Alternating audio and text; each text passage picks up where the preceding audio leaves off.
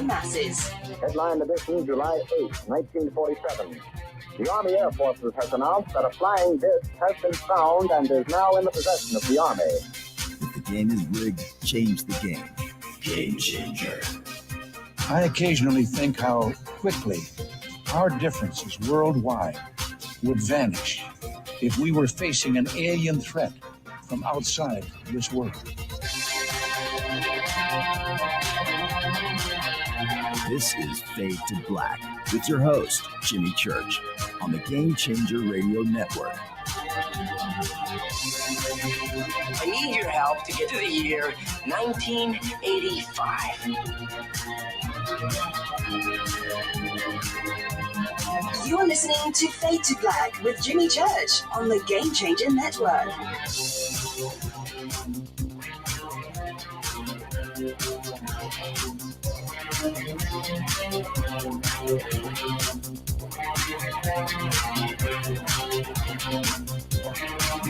Good evening, Fade to Black.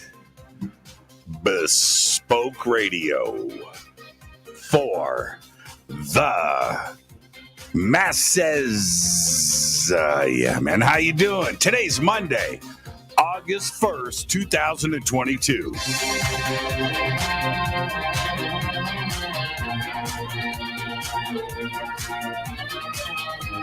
I would like to welcome everybody listening all around the world, all across the United States. Hither and thither, to and fro, back and forth, up and down, east and west, north and south, far and near. This is Fade to Black for KJCR, the Game Changer, and UNX Networks. Race Hobbs. I'm your host, Jimmy Church. What is cracking, everybody? How you doing? All right. Tonight is Gobekli Tepe. Yes. It's our Secrets of Gobekli Tepe special event. Tomorrow night, Jean-Michel Gaultier, right here. We're going to be talking about the James Webb Space Telescope tomorrow night with JMG. Wednesday night, Isaac Arthur is here, and time travel. That's what I'm talking about. Thursday night's another Fader night with open lines all night long. All right, another great week coming up here on Fade to Black. And coming up in a couple of weeks, that's right, 2 weeks, Tuesday night, 2 weeks from tomorrow, August 16th, I will be at UPARS here in Los Angeles, actually, Studio City, California. I want you to visit uparsla.org for tickets and info. Okay, that's all you got to do. uparsla.org and come and hang out with us. It's Tuesday night. UPARS is back after taking 2 years off like the rest of the country. And there you go. So if you're going to be in or around Los Angeles, Tuesday, August 16th, that's where you want to be. You want to be in Studio City hanging out with all of us. And, of course, if you're a member of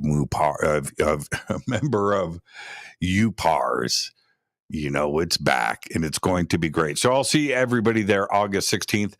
And then a month after that, September 16th, I will be in Joshua Tree, California with Billy Carson and a very select group of friends for a private skywatch. If you want to see if you can squeeze in on this, just go to forbiddenclub.com and go and mint 10 NFTs. That's all you got to do.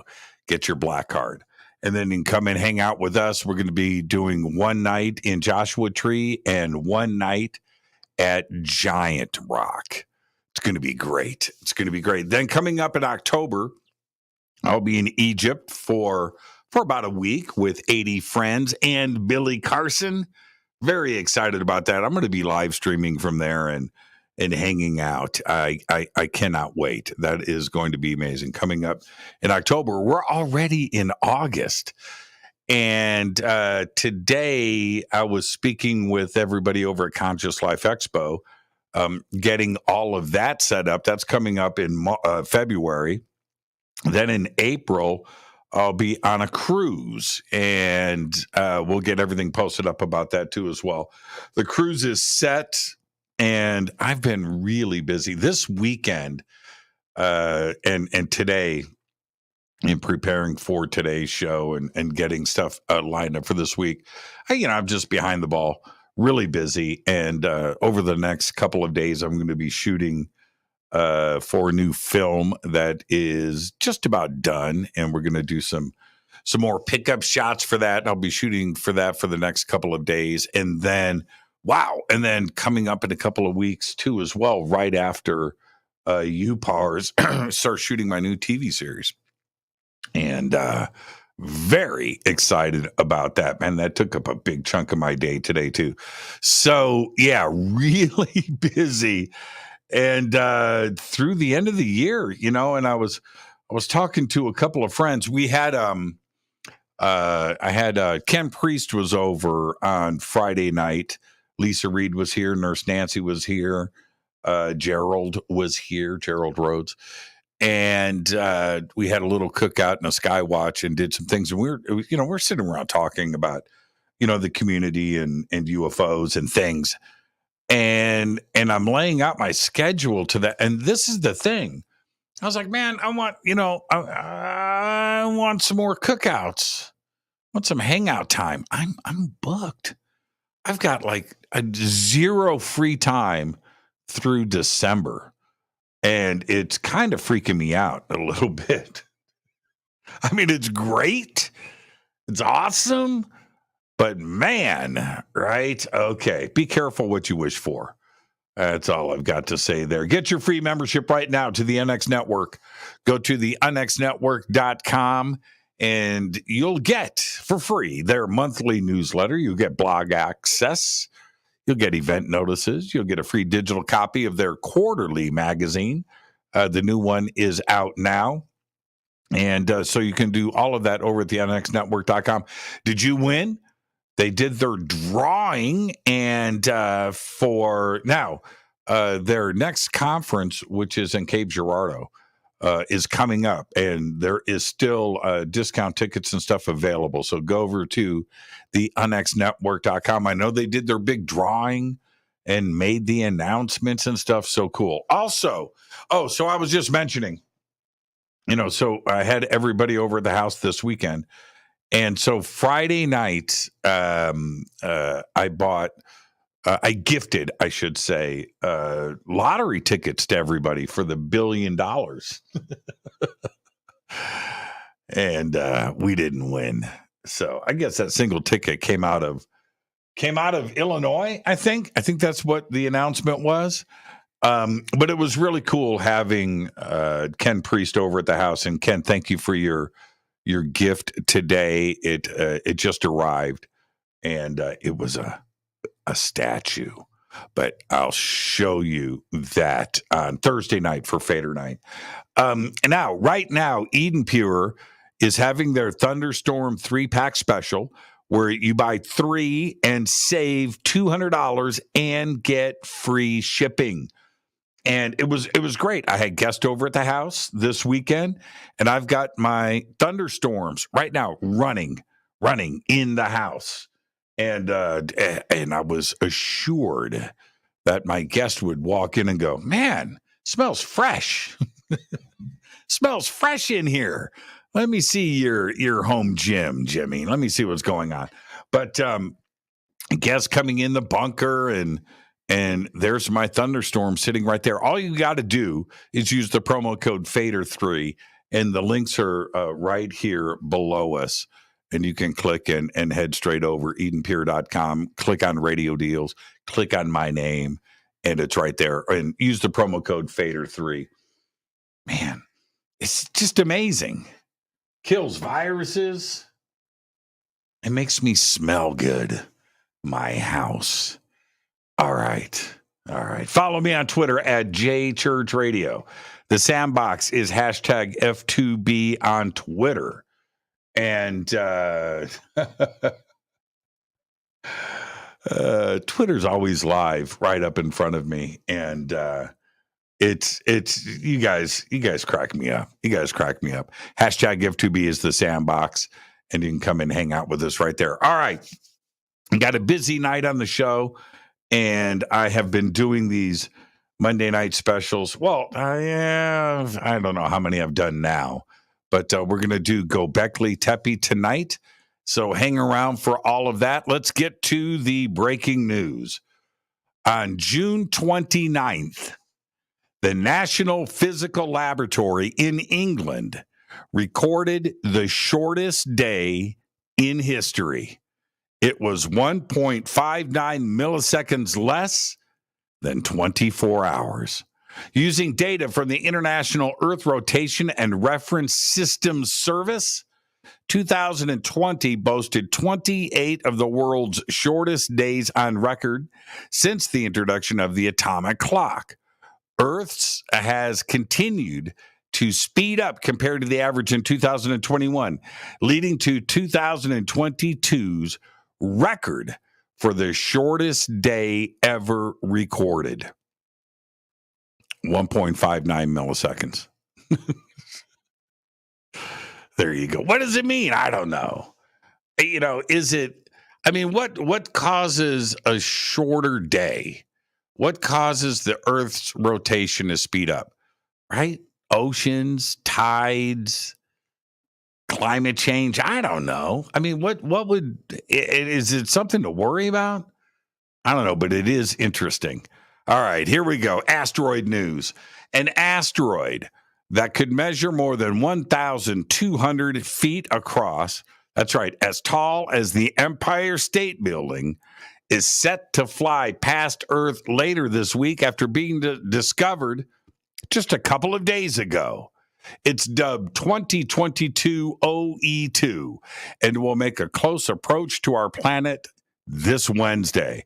According to the CNEOS figures, 2022 OE2 will be traveling at the staggering speed of nearly 72,000 miles per hour. This is about 40 times faster than a rifle bullet and around 1/3 as fast as a bolt of lightning. That's right. This Wednesday, it's 3 million miles away, but it is big and it's cruising by. Well, a 3-meter long, that's 9 feet, a 3-meter long piece of junk from a SpaceX rocket has come crashing back to Earth and landed in a farmer's field. Mick Miners from Jindabyne in New South Wales, found the wreckage after his daughters reported hearing a loud bang. So did his neighbors, and other people saw the explosion. The junk had been in space since November 2020 and was part of the SpaceX Crew 1 mission, the manned flight that took 2 astronauts to the International Space Station. Doesn't look like really cool space junk, though. Just looks like burnt up stuff. Kind of, yeah. And you know what? It's still owned by SpaceX, but if they want it back, they got to pay Mick some dosh. NASA has completed the next steps in the Artemis 1 mission, installing the data gathering mannequin.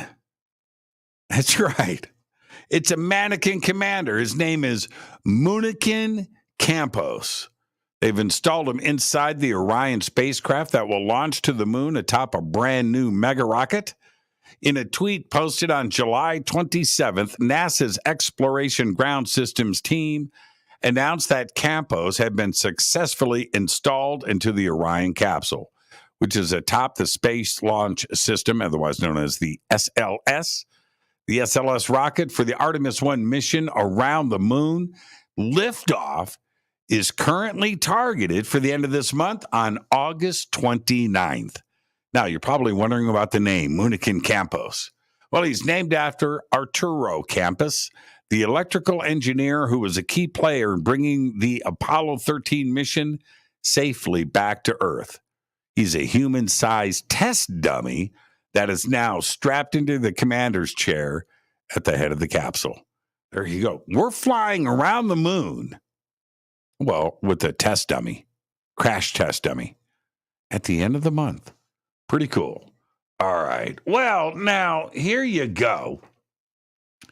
A passenger traveling from Bali, Indonesia to Australia has found themselves paying a hefty price for a McDonald's breakfast. The unnamed traveler was handed a fine of 2,664 Australian dollars. That's about 1,874 American dollars.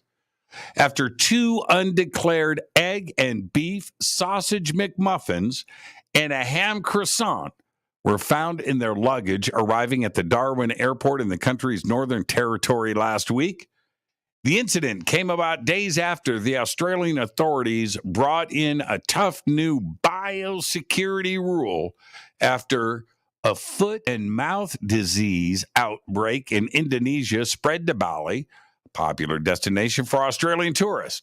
Australia's Department of Agriculture, Fisheries, and Forestry said a range of undeclared risk products, including the fast food items, were detected in the passenger's rucksack by a biosecurity detector dog named Zinta.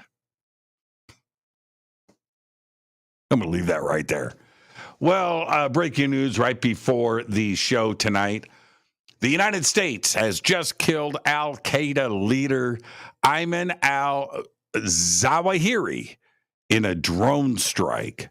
Zawahiri, who just turned 71 years old, had remained a visible international symbol of the group 11 years after the U.S. killed Osama bin Laden.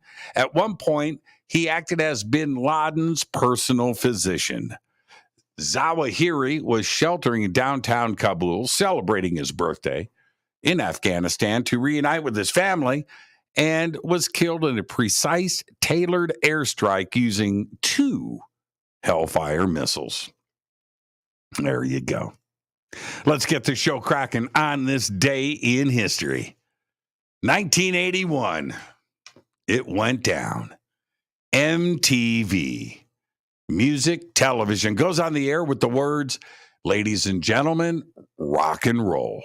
The Buggles' video Killed the Radio Star was the first music video and was available only to households in parts of New Jersey. Yeah. Fader fact. All right. Here you go. The Bible says the days will get shorter. Is that right? Oh, man.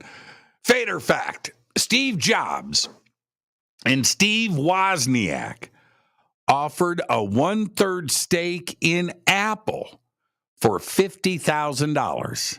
And they offered it to Nolan Bushnell, their former boss and founder of Atari. But Bushnell said, nah. I'm gonna spend $500,000 to buy the Pizza Time theater chain.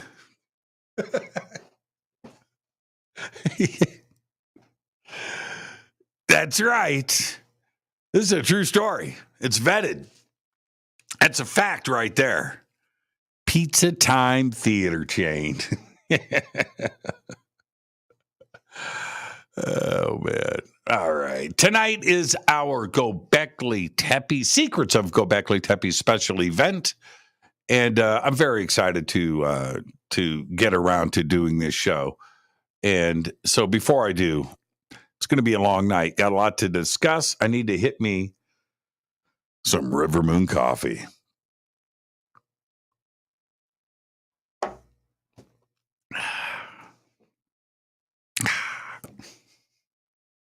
rivermoonwellness.com. Fade to Black Blend.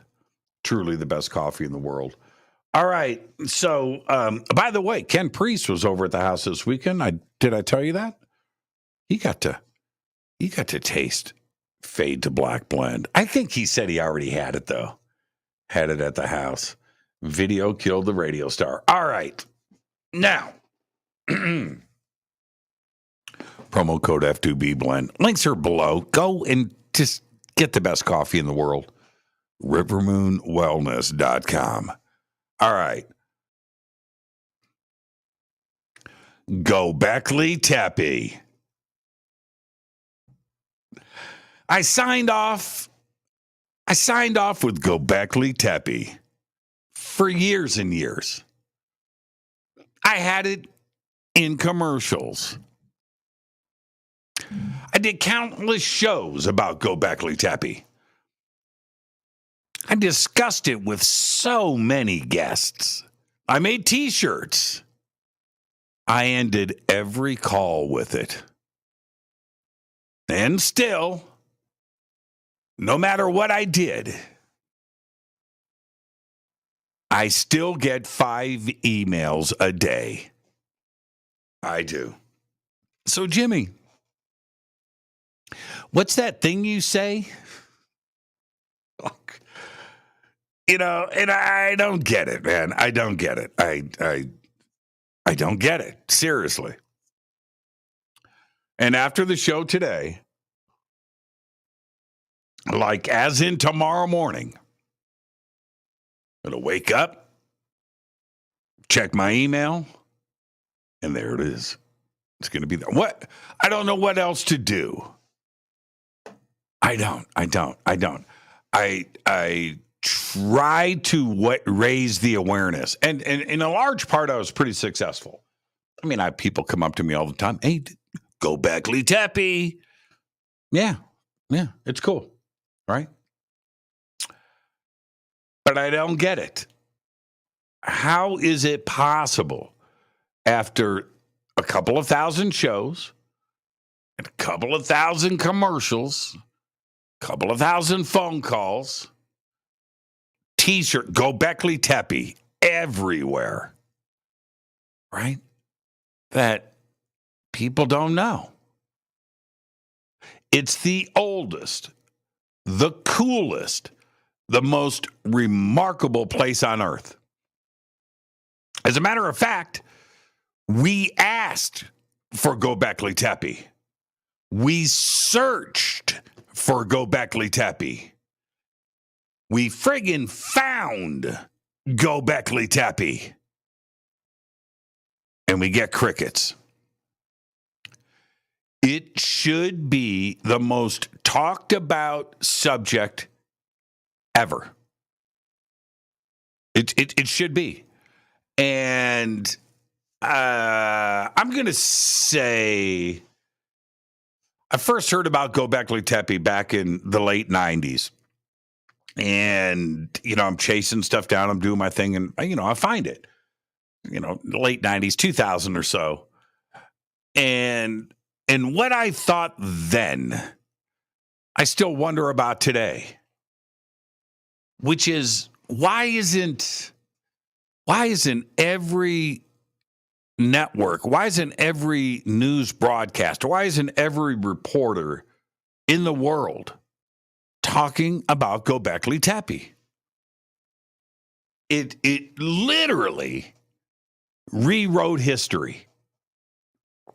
It changed everything. Crickets.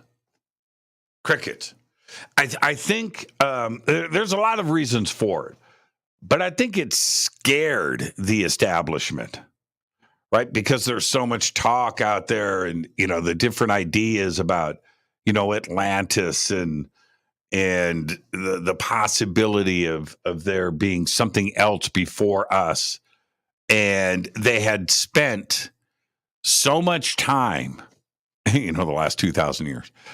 So much time in the dogma of history and just pushing it on us and pushing it on us and pushing it on us.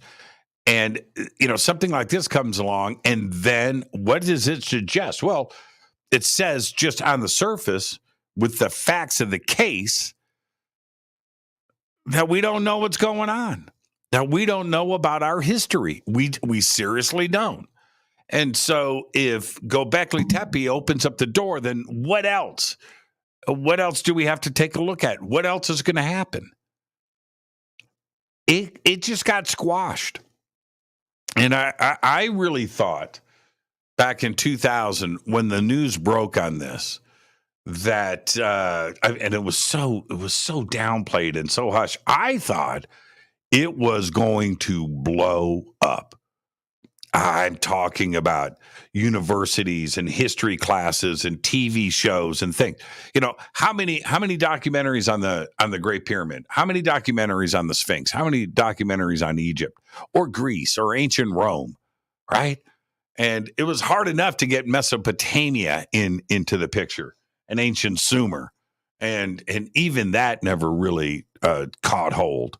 You know, it's just all about Egypt and Greece and Rome. But Gobekli Tepe comes along, and everything should have changed, and it didn't. Which is why I decided very early on, well, with your support, to take this to the next level, to make sure that everybody understood what Gobekli Tepe was. And if I could sign off on every show, if I could end every phone call, if I put it in the commercials, if I just had it make T-shirts, if I just did everything, that people would go and search Gobekli Tepe, and it would take on a life of its own, and we would make sure that everybody knew what Gobekli Tepe was. It didn't work.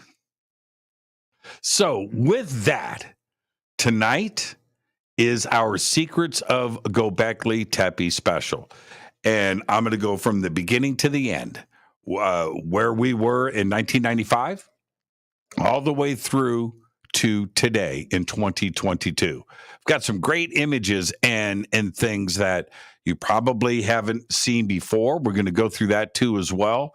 But this is a very important show. And I hope that for those out there that are going to be so inclined to go, what's that thing you say?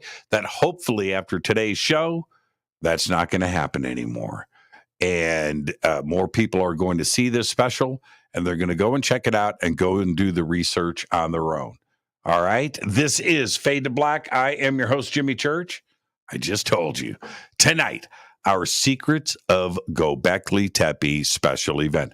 Tomorrow night, Jean-Michael Gaultier is with us. Wednesday night, Isaac Arthur is here. And then Thursday night is another Fader night with open lines all night long. I'm your host, Jimmy Church. This is Fade to Black on the Game Changer and UNX networks. I'll be right back with me after this short break. Stay with us.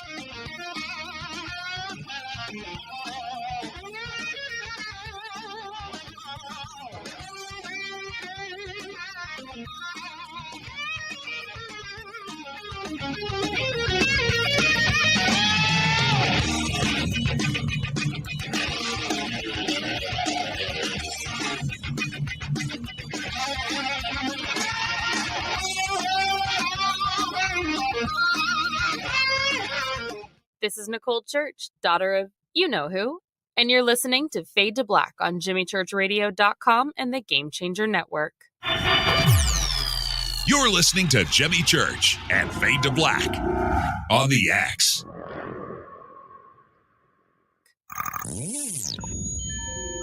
You're listening to Jimmy Church, Fade to Black. Fade to Black will now pause for alien identification. The station that talks the net. When you take the beans from Central America with dashes of Indonesian and African mixed in and then roast it to the dark side of Fade to Black, you create the ultimate brew of fringe. Introducing the Fade to Black blend from Rivermoon Coffee. Yes, Rivermoon's darkest customized roast was created for the love of Fade to Black. The alchemy of masterful roasting and smoking the beans is in every sip of this full-bodied, dark Java. I need my coffee dark, deep, with distinct bittersweet chocolate highlights, just like the bunker. Leaning further into the darkness of the roast is Fade to Black blend from Rivermoon Coffee. Just click on the banner at JimmyChurchRadio.com and use the promo code F2BBLEND for 15% off of your order today. This is the only way forward. This is Fade to Black. Make contact.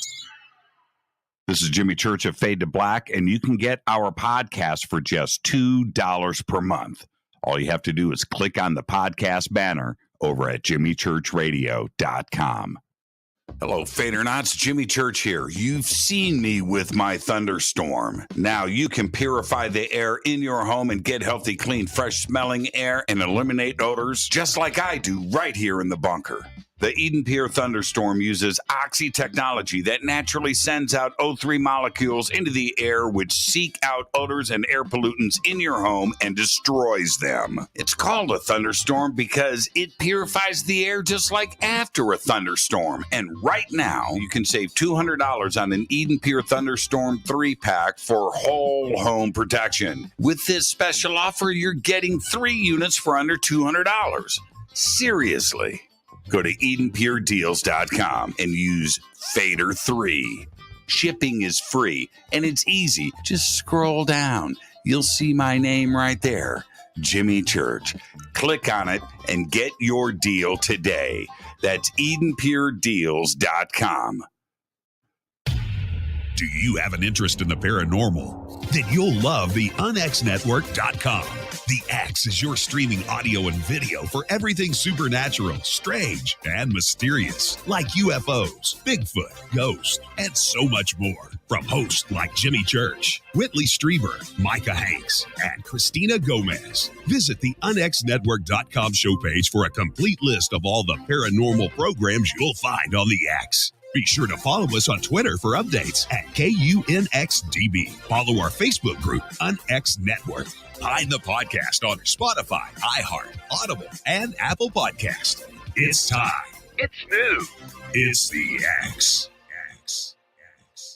Right now, the world couldn't be more chaotic. History shows us what gold does when the world goes crazy. It goes up in value. Right now, we're in unprecedented times. The pandemic, the war in Ukraine, the devaluation of the U.S. dollar. Gold and other precious metals are a defense measure against the hyperinflation that's happening right now. So, what can you do to protect yourself? Call my friend Alan Johnson at United Gold Group. He's dedicated to helping people secure their retirement income. He'll help you with gold, with silver, and other precious metals, and show you how to set up your own self-directed IRA. Safe and secure, United Gold Group makes gold ownership easy and affordable. There couldn't be a better time, so call now and get a silver American Eagle proof set with a qualified IRA. Call 800-753-8534. That's 800-753-8534 or visit UnitedGoldGroup.com. Reach out to my friend, Alan Johnson.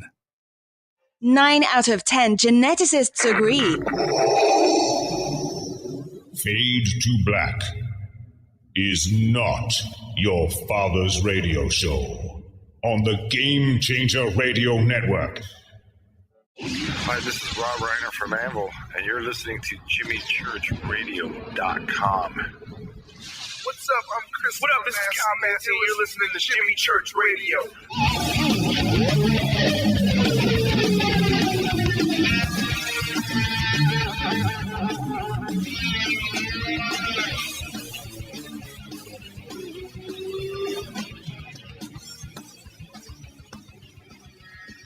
All right, welcome back. Fade to Black. I am your host, Jimmy Church. Tonight, this is our Secrets of a Gobekli Tepe special event. So get comfortable, get ready to take some notes, and let's do the deep dive. And I get the requests all the time. I get the emails. I get the comments. I do. Jimmy, what is this? You know, they'll say it wrong. They'll spell it wrong. What is this Gobekli Tepe? What is this? What is this thing? What's going on? All right. Now, we are going to do a little back and forth tonight, but we need to establish a few things first. Okay, Gobekli Tepe. Gobekli Tepe itself is located in the southeastern Anatolia region of Turkey on the Syrian border. And the name Gobekli Tepe is Turkish. It's Turkish for Potbelly Hill.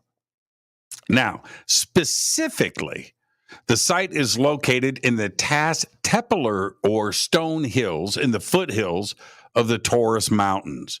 It overlooks the Haran Plain and the headwaters of the Balik River. The site is artificial. Okay? It is a completely man-made mound situated on a flat limestone plateau. Now, as we go through this presentation, there are a few very important points that need to be made very clear. And the first one is this. Gobekli Tepe isn't Turkish. No. The site, its builders, and its history have absolutely nothing to do with modern-day Turkey. All right? It's very important. Historically, this area was always the Armenian Highlands. All right? Now, the Armenian Highlands, this goes back way deep into antiquity and 5, 6, 7, 8,000 years ago. And modern day Turkey is only 600 years old. Okay. They lucked into and backed over Gobekli Tepe and all of the other historical sites that are now in modern day Turkey. Need to be very clear about that. And each discovery that goes down, Urfa, man, right? All of these discoveries that go down in Turkey today, and their archaeology department at the University of Istanbul and everything that they do. Oh, another discovery. They act like it's Turkish. It's not. And I could do so many historical comparisons to something like this where it's not your, well, it's your country now, but it wasn't then. And the builders, the cultures that were there before you have nothing to do with what is going on today. So we need to start off with that footing right now. Gobekli Tepe is not Turkish. And the out of all of the points that I am going to make tonight, and I'll swing back around to this one a little bit later, we have no idea who the builders of Gobekli Tepe were. We simply do not. It's a long time ago.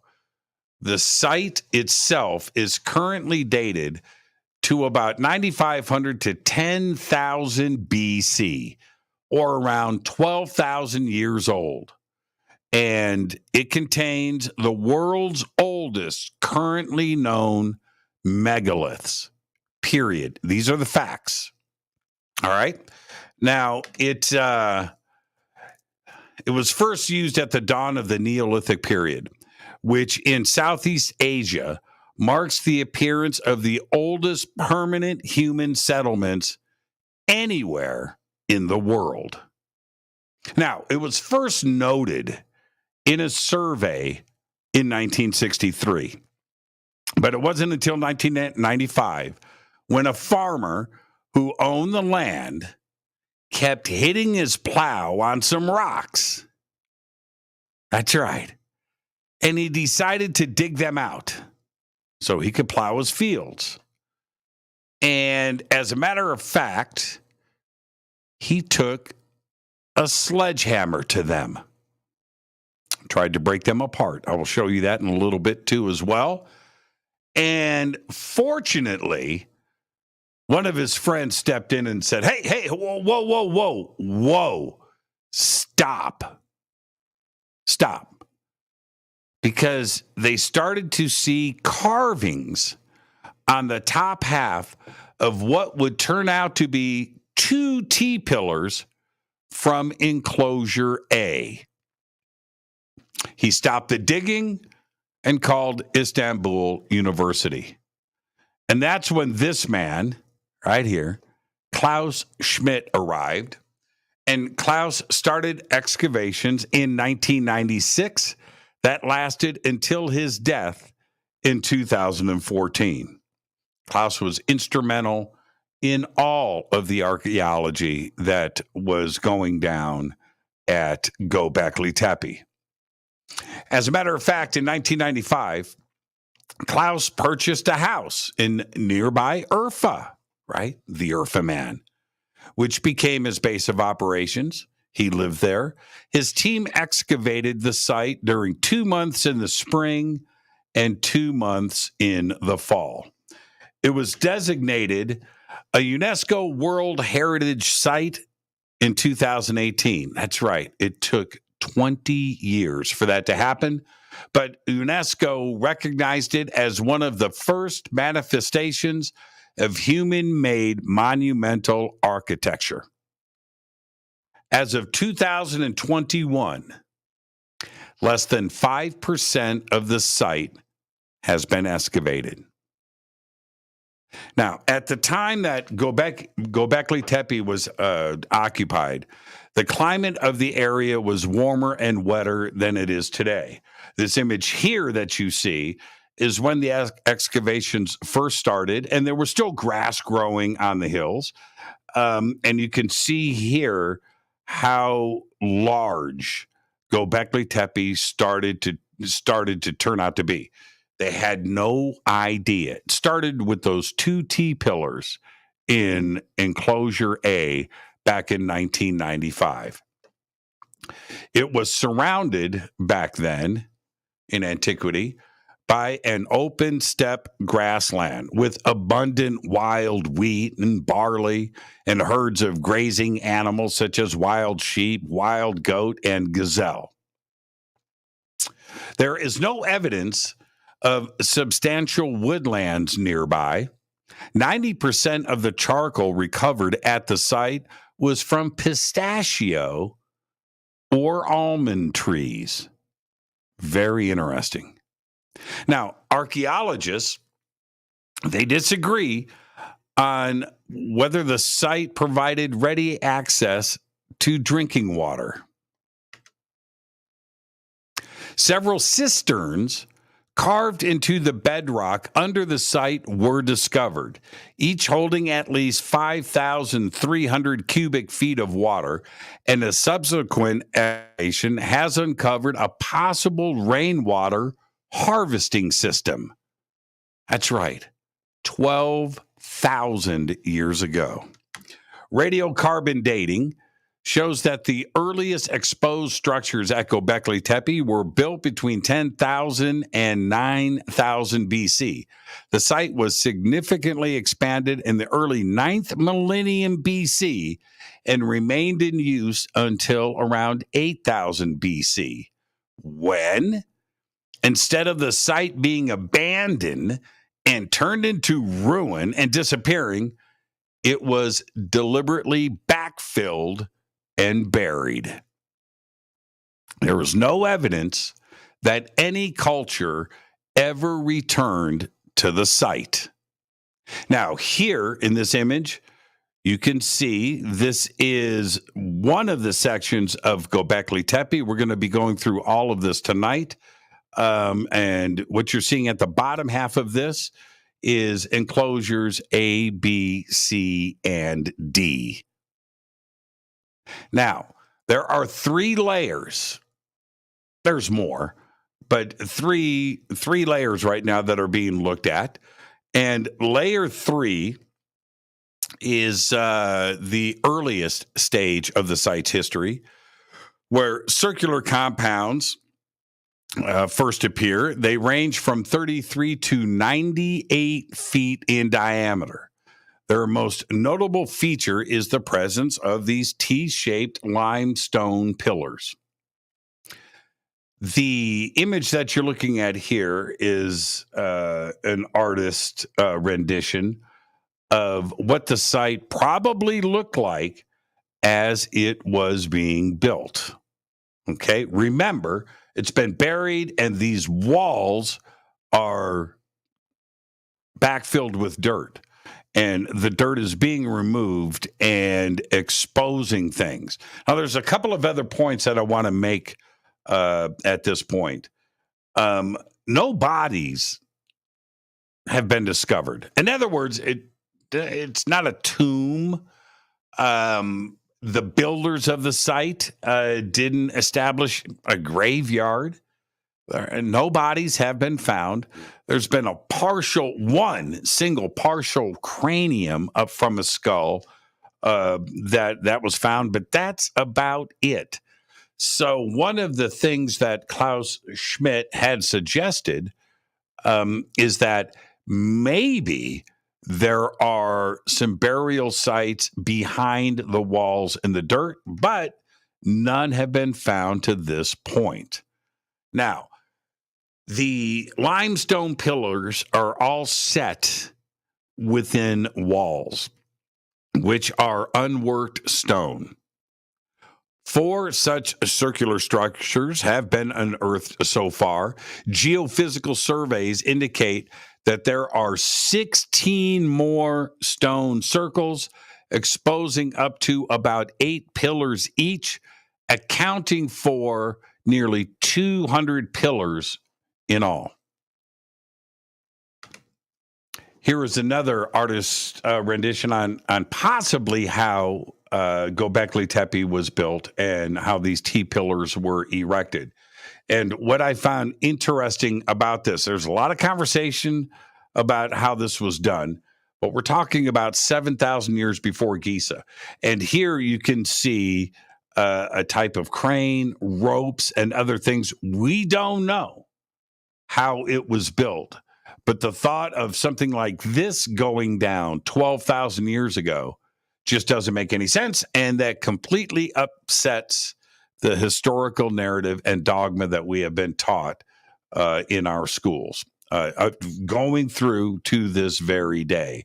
How was something like this possible 12,000 years ago?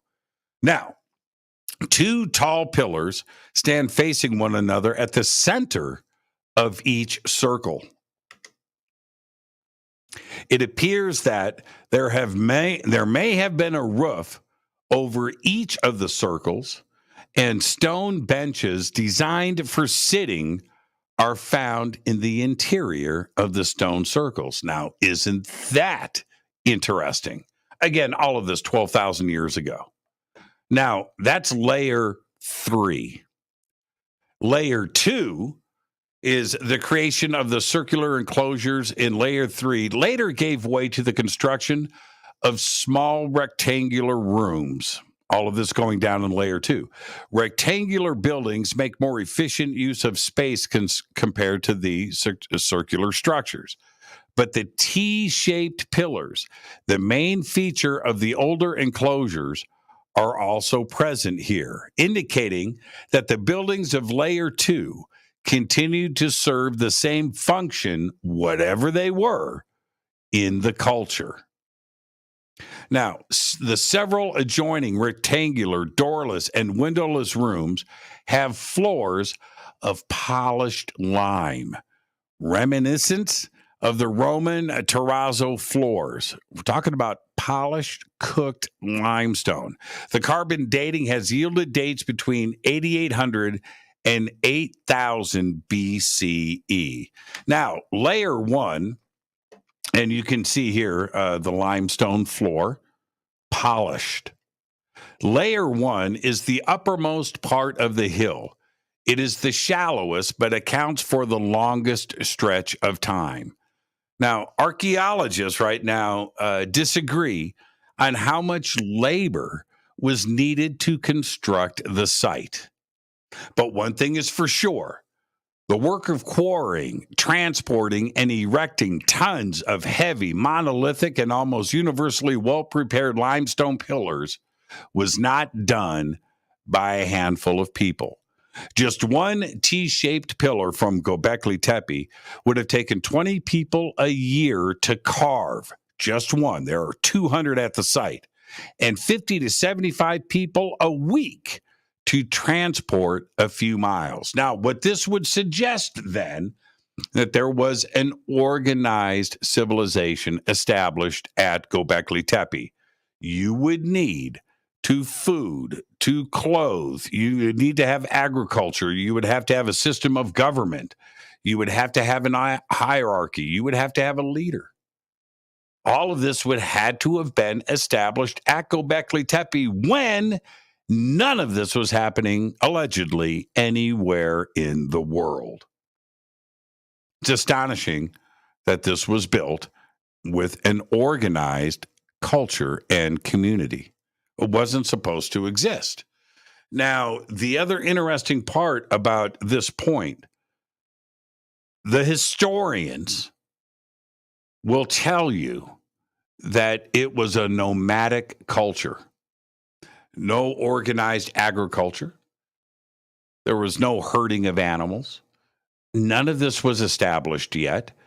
And that somehow, and this is what they will tell you, somehow the leaders of this religious cult, and these are their words, not mine, talked the nomadic cultures around the area into labor. That's right. That they convinced everybody to carve and to move these stones. That's how it was done. They don't want to even consider that we had some type of advanced culture established before Giza and Mesopotamia at 3000 BCE. The other part to this is, and we'll discuss this much deeper later on in the program, is that somebody taught the culture how to quarry stone. That's right. Now, the other parts about Gobekli Tepe, big mystery. No weapons found. No bodies found. There was no warring going on. There was no fighting. There was no battles. None of this happened. So it wasn't a defensive structure. It wasn't a fort. And it wasn't supposed to be there. We have no idea who built it. And did the people that built Gobekli Tepe, did they come from the extreme north? Right? Did they migrate south? This is at the end of the last ice age in an area that was in extreme climate change, and none of it makes any sense. The fact is, Gobekli Tepe is there. Now, when I come back after the break, I'm going to show you some different megalith structures from around the world. And what's amazing with the images that I'm about to present to you is the other part, which is number 3, that we have to firmly understand. Gobekli Tepe was 7,000 years before any civilization was established anywhere else in the world. 7,000 years. So when we go and we look at the structures that I'm about to present to you when we come back after the break, think about the beauty and the majesty of Gobekli Tepe that was done before, by 7,000 years, before everything else. That knowledge was brought to Gobekli Tepe. Somebody taught them agriculture. Somebody taught them organization. Somebody taught them engineering. Somebody taught them how to quarry, how to create art. All of this was brought to the site of Gobekli Tepe. This is Fade to Black. I am your host, Jimmy Church. Tonight is our Gobekli Tepe special event. The secrets of Gobekli Tepe. I've got a lot of information, and we're just getting started. This is Fade to Black. I'm your host, Jimmy Church. I'll be back with part 2 after this short break. Stay with us.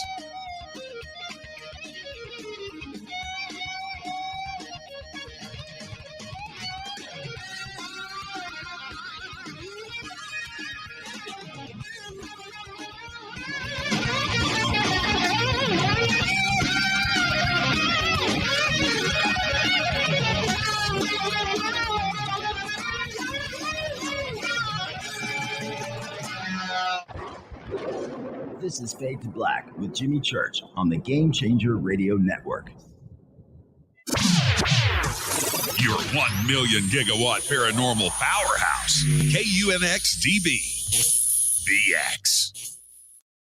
Hello, Fadernauts. Jimmy Church here. You've seen me with my thunderstorm. Now you can purify the air in your home and get healthy, clean, fresh-smelling air and eliminate odors just like I do right here in the bunker. The Eden Pier Thunderstorm uses oxy technology that naturally sends out O3 molecules into the air, which seek out odors and air pollutants in your home and destroys them. It's called a thunderstorm because it purifies the air just like after a thunderstorm. And right now, you can save $200 on an Eden Pier Thunderstorm 3-pack for whole home protection. With this special offer, you're getting 3 units for under $200. Seriously. Go to EdenPureDeals.com and use Fader3. Shipping is free and it's easy. Just scroll down. You'll see my name right there, Jimmy Church. Click on it and get your deal today. That's EdenPureDeals.com. This is Billy Carson, founder and CEO of ForbiddenKnowledge.tv. ForbiddenKnowledge.tv is the fastest growing and one of the most watched networks in the world. And I would like to personally invite you to check out our expanding library of TV, film, lectures, and special presentations. ForbiddenKnowledge.tv has over 6,000 videos covering lost history, health, UFOs, spirituality, and our future. We are committed to our community, and with my personal invitation, you can, right now, get your own free 30-day membership at ForbiddenKnowledge.tv. Your own library of information starts today at ForbiddenKnowledge.tv. Because you never got that pony you always wanted. Damn it. Jimmy Church and Fade to Black on the Game Changer Network. Listen, I know, and you know, that you've always wanted your first crystal skull. Or maybe you're a collector just like me, but you just don't know where to go to find the real thing. Then I met Carolyn Ford over at EinsteinTheCrystalSkull.com. Carolyn is the guardian of Einstein, one of the most respected ancient crystal skulls in the world. All of her unique skulls have been imprinted sitting with Einstein in his sacred lodge and are carved from the finest gemstone and materials. Imprinting is the process of receiving the ancient wisdom from the master skull or master computer. Einstein, the ancient crystal skull. To see Carolyn's current collection of crystal skulls, just visit her store at EinsteinTheCrystalSkull.com or click on the banner over on our site. Don't forget to use the promo code Jimmy at checkout to receive 10% off of your order today. That's promo code Jimmy. Finding your first or next crystal skull is easy. Just visit EinsteinTheCrystalSkull.com. Hello, I'm Katie, and you're listening to my main man, Jimmy Church, on JimmyChurchRadio.com. Hi, this is Ray Hobbs here, repping the planet, and you're listening to my good friend, Jimmy Church, Fade to Black. This is Toby Kebbell. You're listening to JimmyChurchRadio.com. Don't hurt me, Jimmy. I'm only little. Hey, I'm Adrian Grenier. And this is Ari Gold. We're the Honey Brothers. We're of the Honey Brothers. Hey, I'm Adrian Grenier. And I'm Ari Gold. We're the Honey Brothers. And you're listening to Jimmy Church. The Revolution. This is Jimmy Church of Fade to Black, and you can become an official Fadernaut by just going to our membership section at JimmyChurchRadio.com. Hello, this is Serena Wright Taylor from Conscious Life Expo, and you're listening to Fade to Black with Jimmy Church, who holds the Lucky Pony record for the best astrological chart since 1963. True story. This is Micah Hanks of the Gralien Report, and you're listening to Jimmy Church on Fade to Black.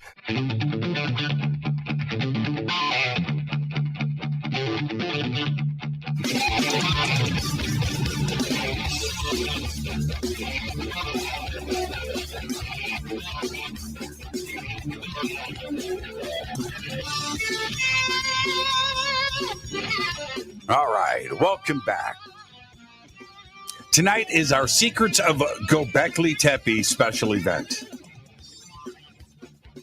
It's the most important historical site on planet Earth that has been discovered to date.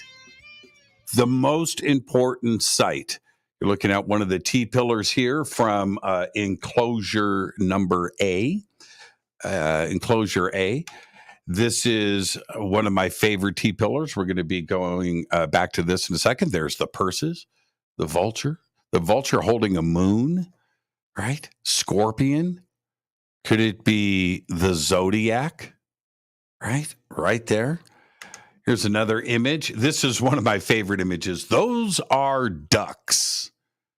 That's right. Ducks on a T-pillar. There's a boar underneath that one. This is one of the T-pillars from enclosure A. I want you to look at the top of it. That was the sledgehammer damage. That was done in 1995 when the farmer plowing his field had enough from his plow hitting these rocks, these boulders. He just thought it was just boulders. He tried to dig them out, took a sledgehammer to it, and then a neighbor stepped in and said, hey, stop. There's something carved on the side. There's something important here. Got him to put down the sledgehammer, and that's when they called the university in Istanbul, and Klaus Schmidt came in and investigated the site, and the rest, they say, is history. Now, this is enclosure A here. And again, one of the points that I find so astounding is that this was a polished limestone floor, and each one of the enclosures has the exact same thing. Again, established 12,000 years ago. Absolutely incredible. Now, this is the site. You can see the rectangular rooms, and we're going to jump into this quite deeply as we move forward. That we picture Gobekli Tepe as a series of nothing but round enclosures. That is not the case. There are more, but there were four main ones, and then there at layer 3 were rectangular rooms that were excavated, and you can see that here in this image. Now, when we think about other megalithic sites around the world that not only have gotten our attention. We're going to circle back to this too as well. This is an image that is very rarely seen, and that is a hearth. And several of the rooms actually have this there, and you can see one here, and I've got some more coming up. This is one of the more interesting images. Now, we're always thinking about the T-pillars and the animals and the inscriptions and the carvings. And then we have these cisterns that are there too as well. Oh, by the way, all of the figures at Gobekli Tepe, the human figures, and there's not that many, it's mainly animals. But the human figures are generally accepted to be male. There is only one female figure that has been found so far at Gobekli Tepe, and she is laying down on a table. And I'm just going to leave that right there. It's why and things nobody knows, but it is very interesting that the only female figure there is lying on a table. All right, so megalithic sites around the world, of course, Giza.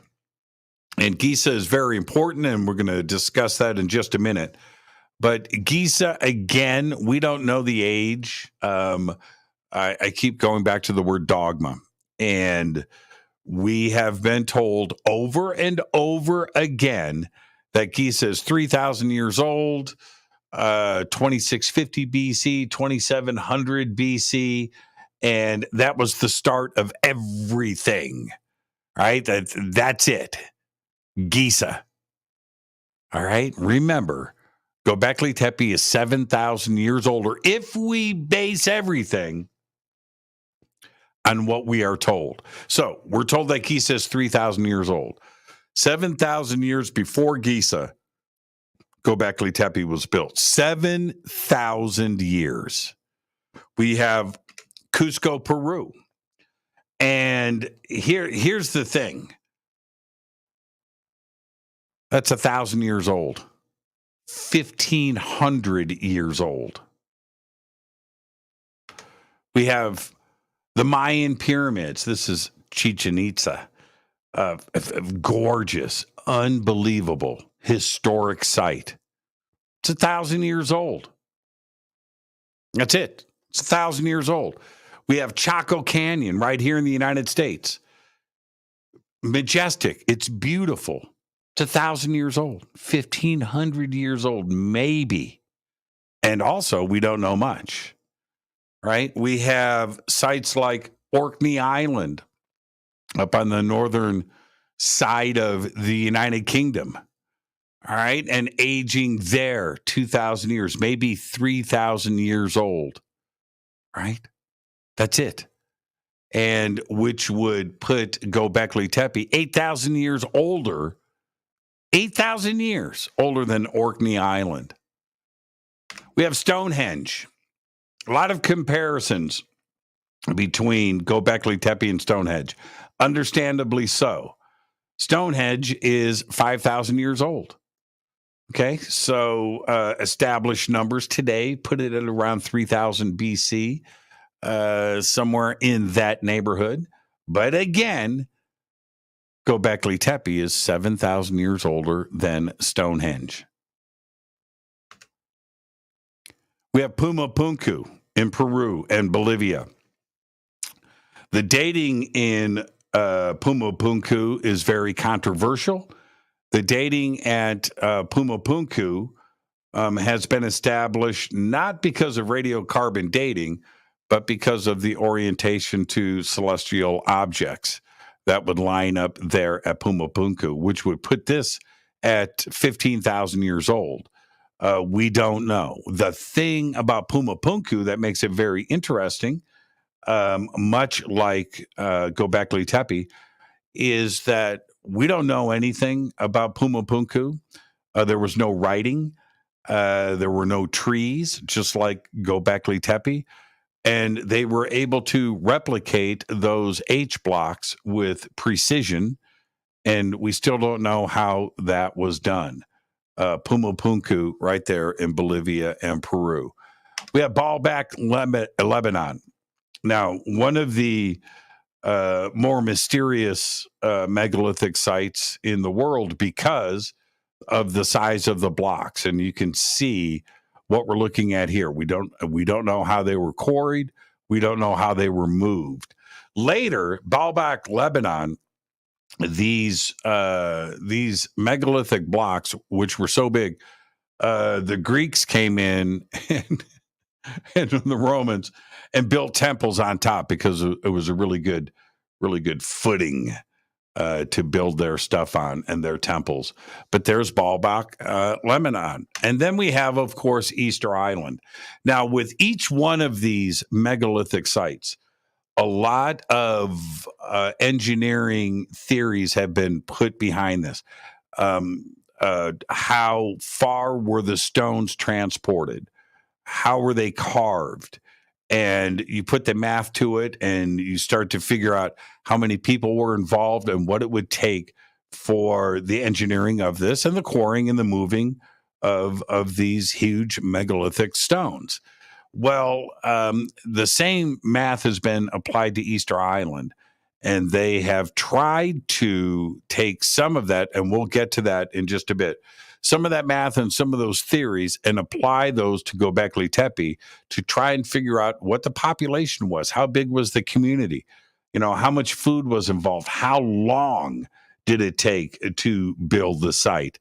And we've learned a lot from Giza and Cusco and the Mayan pyramids, including Chaco Canyon and Stonehenge and Baalbek and Easter Island, and taking all of those general theories and applying that to Gobekli Tepe. The other part that I need to drive home Gobekli Tepe wasn't officially discovered and excavations didn't start there until 1996. And so it's 25 short years ago. A lot has been learned about Gobekli Tepe, but only 5% of the site has been excavated. There's been a lot of ground penetrating radar applied there and trying to figure out how much is still left to be excavated. But of course, additional sites have now been found. And it's not only Gobekli Tepe, but 11 more have been found in a circle around Gobekli Tepe. And it's a lot of work to get all of the archaeology done. But there's a lot to still be discovered at Gobekli Tepe. Now, John Anthony West, Robert Schoch. Now, this is one of the most important parts of the puzzle here. Because in 1991, John Anthony West and Robert Schoch redated the Great Sphinx. And they redated the Great Sphinx to around 10,000 BC. Now, they based all of this on water erosion marks they identified on the Sphinx enclosure walls, and also based the findings from seismic studies around the base of the Sphinx and elsewhere on the Giza Plateau. And this is what happened. Schoch presented his findings in 1992 during a professional geology conference in San Diego, California. It was argued during the press conference that there was no evidence of any megalithic structures anywhere in the world before 3000 BC. And they had said to Schoch, Jaws was in the audience, they said to Schoch, and Schoch being a professor from Boston University, he's the one that wrote the paper. And I read through that paper again this weekend. And it's so comprehensive and so well done and so well written.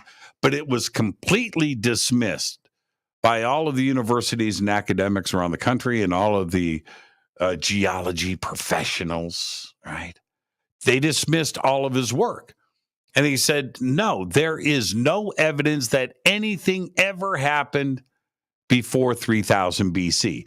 Therefore, the Sphinx could not have been built at 10,000 BC. That's it. Robert Schoch stopped the discussion. Well, 3 years later, Gobekli Tepe was shown to the world. That's right.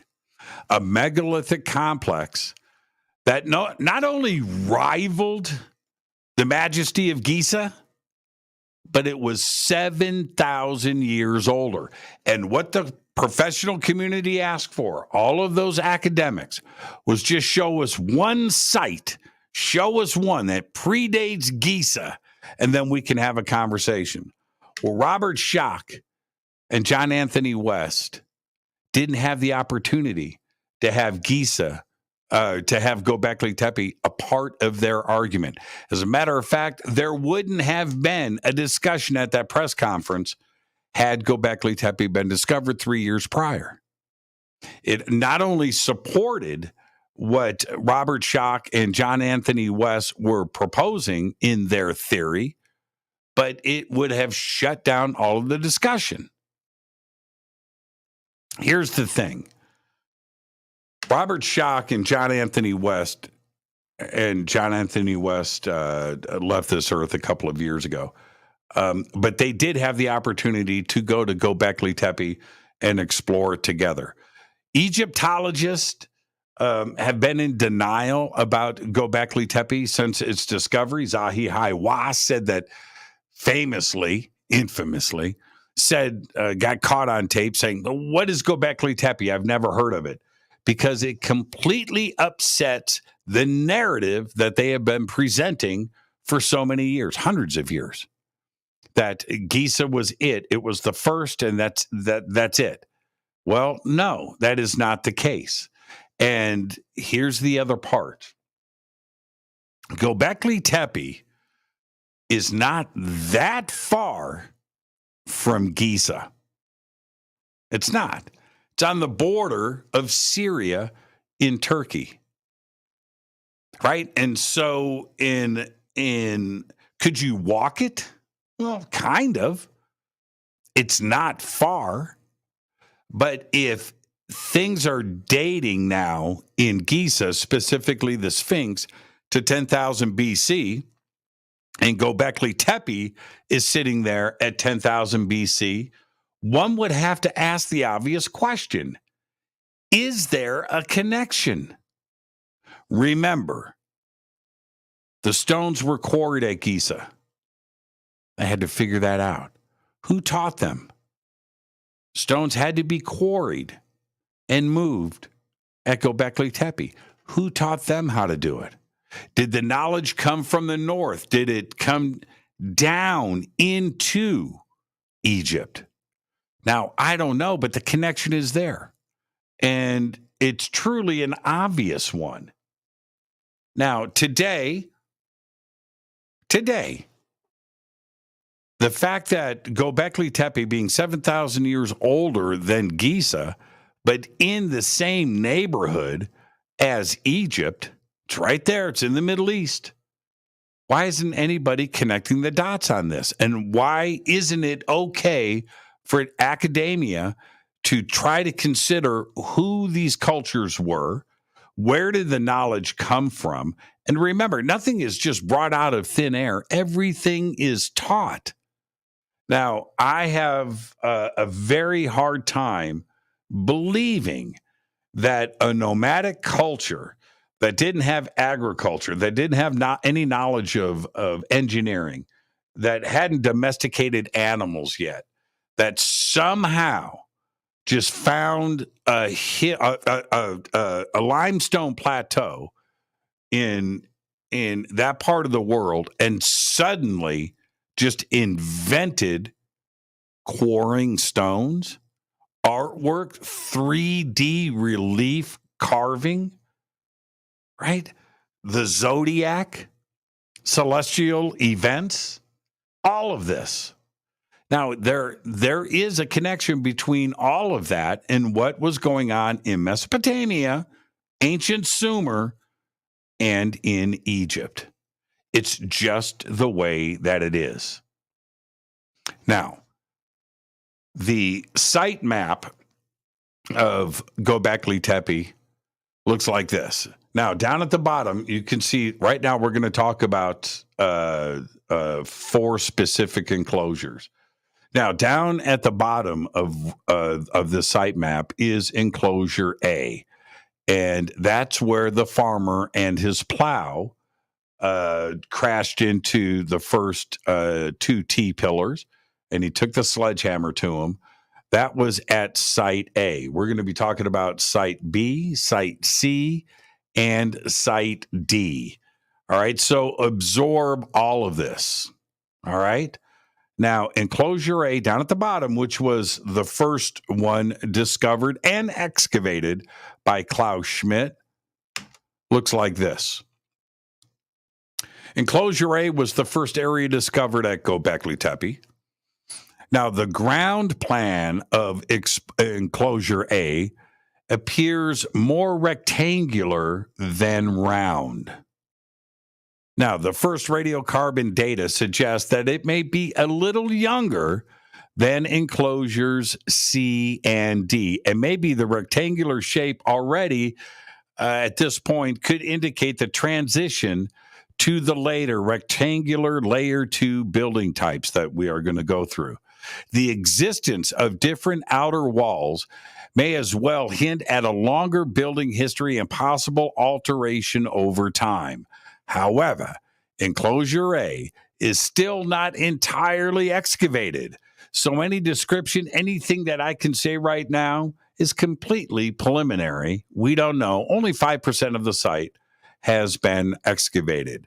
Now, here we go. Pillars 1 and 2. Pillars 1 and 2. The central pillars of enclosure A were excavated down to the level of the stone bench leaning against the inner walls of the building. Both pillars are covered with reliefs, including this, a net-like pattern. Nobody knows exactly what it is. It could possibly be snakes, and this was on the southwestern side of pillar number 1. It's absolutely beautiful and stunning. Enclosure B is round. Enclosure B has an internal diameter of nearly 30 feet. 2 central pillars again, and a total of 8 pillars in the surrounding ring have been discovered so far. Most of these pillars are decorated with the raised lateral parallel bands thought to depict a stola-like garment. Both central pillars of Enclosure B, pillars 9 and 10, bear a fox depiction, and there are 2 of these. Nearly identical, too, by the way.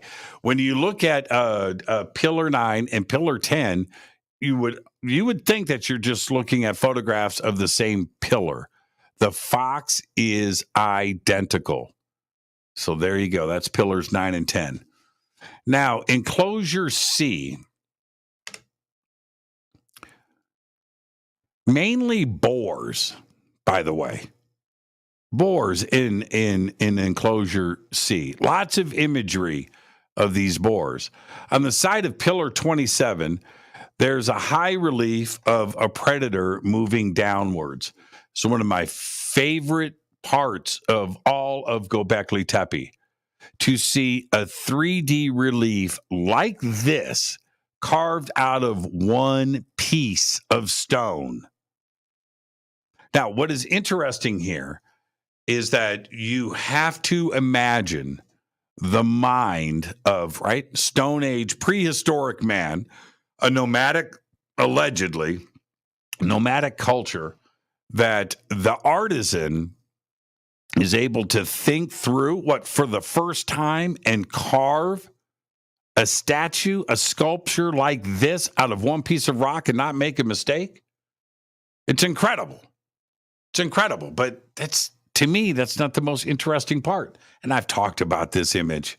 I've talked about this pillar, right? Pillar 27 so many times over the years. But what is more interesting to me with this in Enclosure C is that a boar is lying flat below this predator. And we don't know what this predator is, by the way. We don't. But look, the boar is lying on its side in 2D, right? The predator is in 3D. So is it just not as artistic, or is it dead, right? Is it lying on its side on the ground as the predator moves in? That's incredible. That's absolutely incredible to me. Now, let's move on before the break here. Let's go to Enclosure D.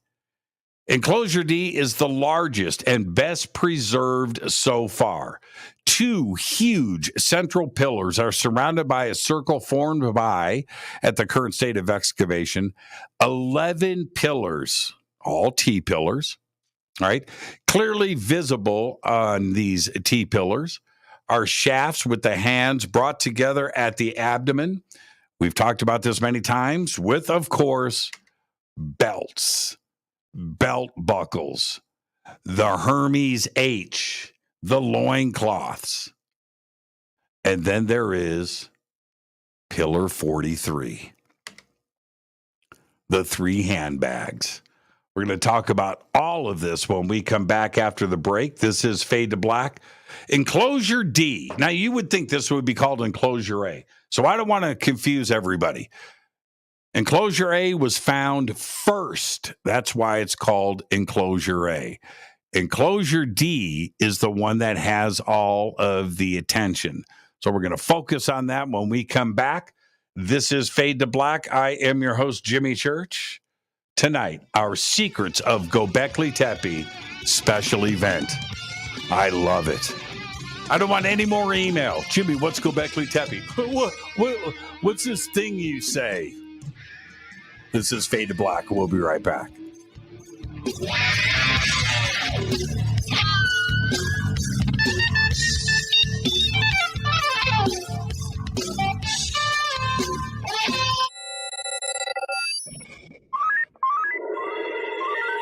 Way out here, we listen to Jimmy Church.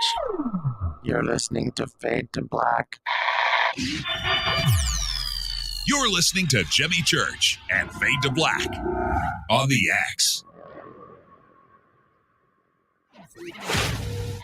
¿Qué tal, mis amigos? Yo soy Mario Carson, el tiburón, y los invito para que escuchen a mi buen amigo Jimmy Church Radio. ¡Claro que sí! The Believer is the chilling true story of Dr. John Mack, a renowned Harvard psychiatrist and Pulitzer Prize winner. This is an outreach program from the cosmos to the consciously impaired. He risked it all to investigate human encounters with aliens. The Believer, Alien Encounters, Hard Science, and the Passion of John Mack. Written by award-winning former New York Times journalist and author Ralph Blumenthal. Now available in paperback from High Road Books. Introducing the Game Changer blend from River Moon Coffee that delivers a customized blend made specifically for the Fadernauts. If the game is rigged, change the game. It's a bolder cup with some bite. Game Changer is the coffee of choice for those that prefer an organic dark roast that is slightly lighter and milder, but it's still dark. With wild notes of pecans and chocolate with a rich, balanced, full-bodied cup that is roasted to perfection for a great coffee to start your day, as an after-dinner coffee or anywhere in between. Artisan, small batch roasted to perfection. USDA certified organic, all River Moon coffee is freshly roasted and packaged in the USA. Just go to rivermooncoffee.com or click on the banners over on our site and use the promo code F2BBLEND for 15% off of your order today. rivermooncoffee.com. Do you want to be an official Fadernaut? Of course you do. This is Jimmy Church of Fade to Black. Just go to our membership section at jimmychurchradio.com. Fadernauts, when you think about the future of our country and where we're headed, do you wonder about the food supply? I do. Disruptions in the food supply chain could be disastrous, and they usually occur with little warning. That's why the smartest thing you can do today is to stockpile emergency food, water, and other essentials. I personally recommend My Patriot Supply. They're the nation's largest emergency preparedness company, serving millions of customers for more than a decade. In fact, they're the only source my family trusts for our preparedness plan. You should too. Right now, save 20% off a full 4-week supply of delicious meals that provide 2,000 calories a day. Saving 20% helps too, doesn't it? Especially now. So go to preparewithjimmy.com and get ready. That's preparewithjimmy.com. There's no time to lose. Do it now. So, you love talk radio? Then you'll love TalkStreamLive.com. TalkStream Live is always on, 24/7, with the best streaming talk shows. Find your favorite talkers and discover some new ones. It's free, readily available online or on mobile with any smartphone or tablet. Finding your favorite talk shows all in one place has gotten a whole lot easier. Just go to TalkStreamLive.com. Be sure to download the free apps from Google Play or the iTunes App Store. You listen to us, and we listen to you. And so does the CIA.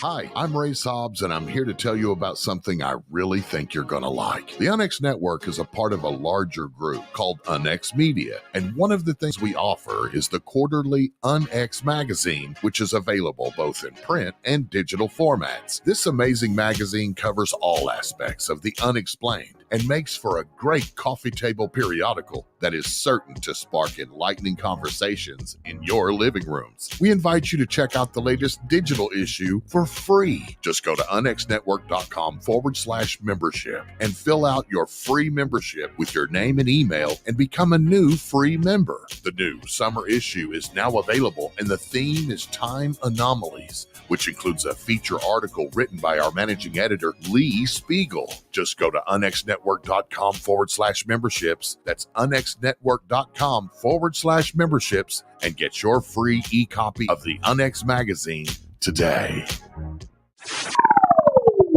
You are listening to Fade to Black with Jimmy Church on the Game Changer Network. Oi, oi, I'm Reese Evans. You're listening to Jimmy Church. This is Revolution. The revolution will not be televised. The revolution is on radio. Ciao.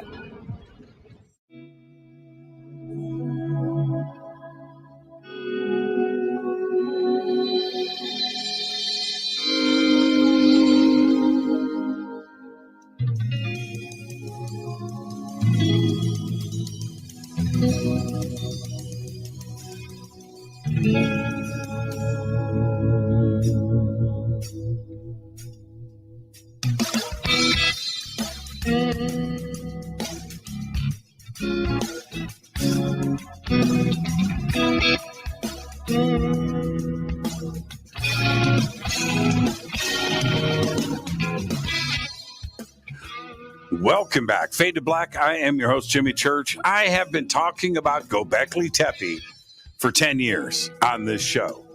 I've signed off every episode here on Fade to Black and Coast to Coast with Gobekli Tepe. In commercials, after every phone call, Gobekli Tepe. I have tried my best to raise awareness on what is the most important site anywhere on planet Earth. That's it. It's Gobekli Tepe. And just to drive this home, everything that you have seen is 7,000 years older than anything else. than anything else. And the academic community had asked for any proof of anything anywhere that could suggest that there was something else to explore and to ponder before Giza, before ancient Sumer, before Mesopotamia, the Euphrates, the Tigris River, Iraq. Well, it's right there. It's Gobekli Tepe. Radiocarbon dating from not only the sites that are there, but the garbage that was used to backfill and bury it has all been carbon dated to around 10,000 BC, 12,000 years ago. And most of the carbon dating and the oldest parts of the site are all repeating the same numbers, 9,500 BC to 10,000 BC. It's absolutely incredible. Now, when we go and look at Enclosure D, there are a few things to consider here. Now, here you can see Enclosure D, which is massive. Now, I want to talk about a few things here. The T-pillars that you see encircling the two central T-pillars, which repeats in each one of the rooms at Gobekli Tepe, to me, and there are scholars now that are taking a closer look at this, that they may have been used for joist to put a roof above this. Now, there are seating areas, there are benches between those T-pillars up against the walls, right? That there was a roof above this. There are indentations on the top of the T-pillars, which would indicate that something was up there. We just don't know what it was. But when you look at this, that would indicate to me, you can see that those T-pillars on the outside. Now, there may be some religious aspect to this, something astrological for sure. With this, we just don't know, but they also just point to the center. It looks to me like those were parts of a wall. And then a ceiling and roof was built on top of these enclosures. Now, the next part to this, which I just find fascinating, is that, yes, the T-pillars definitely show human figures, but they don't have heads. They are headless. Don't know why. The other part is that these T-pillars have arms. They have abdomens. And the next and probably most important part to all of this, while the depictions, and you can go to any diorama, go to some history museum and look at ancient man, Stone Age man, wearing animal skins, right? Barefoot.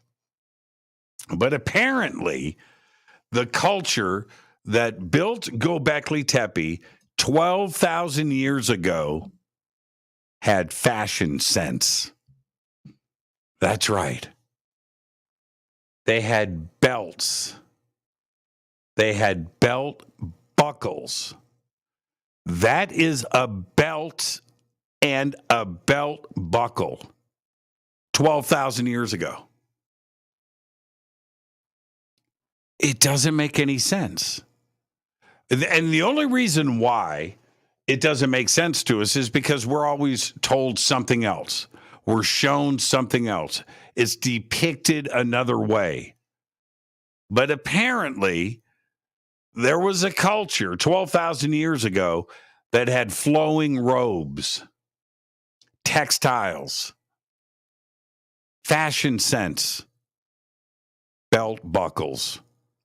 Now, on the side of this belt is a symbol. And the symbol is clearly an H, the shape of an H. Go right back to Pumapunku and the H blocks. What is that? What is it a symbol of? Now, it's not the letter H, but it is a symbol that is carved into this belt. What is it? How can a culture identify with something like this so many thousands of years ago? Now, I would go as far as to say that if a culture had textiles, had an organized community, that had agriculture, that had domesticated animals, that had learned to quarry stone, that learned how to move these 7, 8, 9, 10, 20-ton blocks of limestone and move them into place and then erect them in a very geometric pattern, that they had high technology. This was an educated culture. This wasn't a culture that didn't know what it was doing. They were taught how to do this. There were very educated leaders and figures and teachers that were part of this community, and they understood. When we go and look at Urfa Man, which, again, flowing robes, the same textiles, cloth, these weren't animal skins. This was something else. And here you can see it. There is a belt buckle on this 12,000-year-old megalithic stone. It's absolutely incredible. It's absolutely incredible. Now, I am going to take you through some of the carvings. And now let's talk about Pillar 23.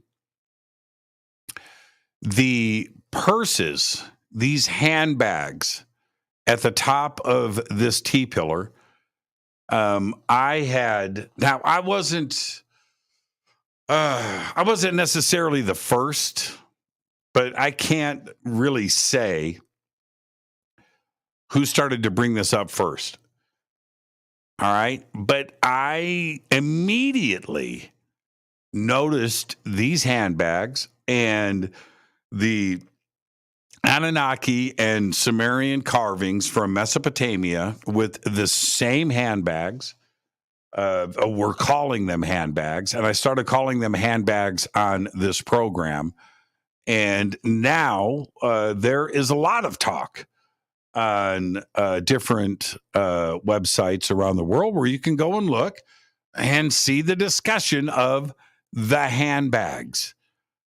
But I went back and I started to look at these different Anunnaki gods and figures that were sporting these handbags, but they were identical to Gobekli Tepe. Now, we're talking about a span of thousands of years, but an identical depiction. All right, now, I know that everybody wants to know some of my theories and ideas behind this, and I have a few. But there's another part to this. I want you to take a really close look at this T-pillar with these 3 handbags at the top. The handbag on the left has a bird. That's right. There's a bird sitting on top of that handbag. The middle handbag has a boar. That's a wild boar at the top of that handbag. The third handbag to the right has another animal carved there. Just can't tell what it is. You know, it's old. But is there significance to that?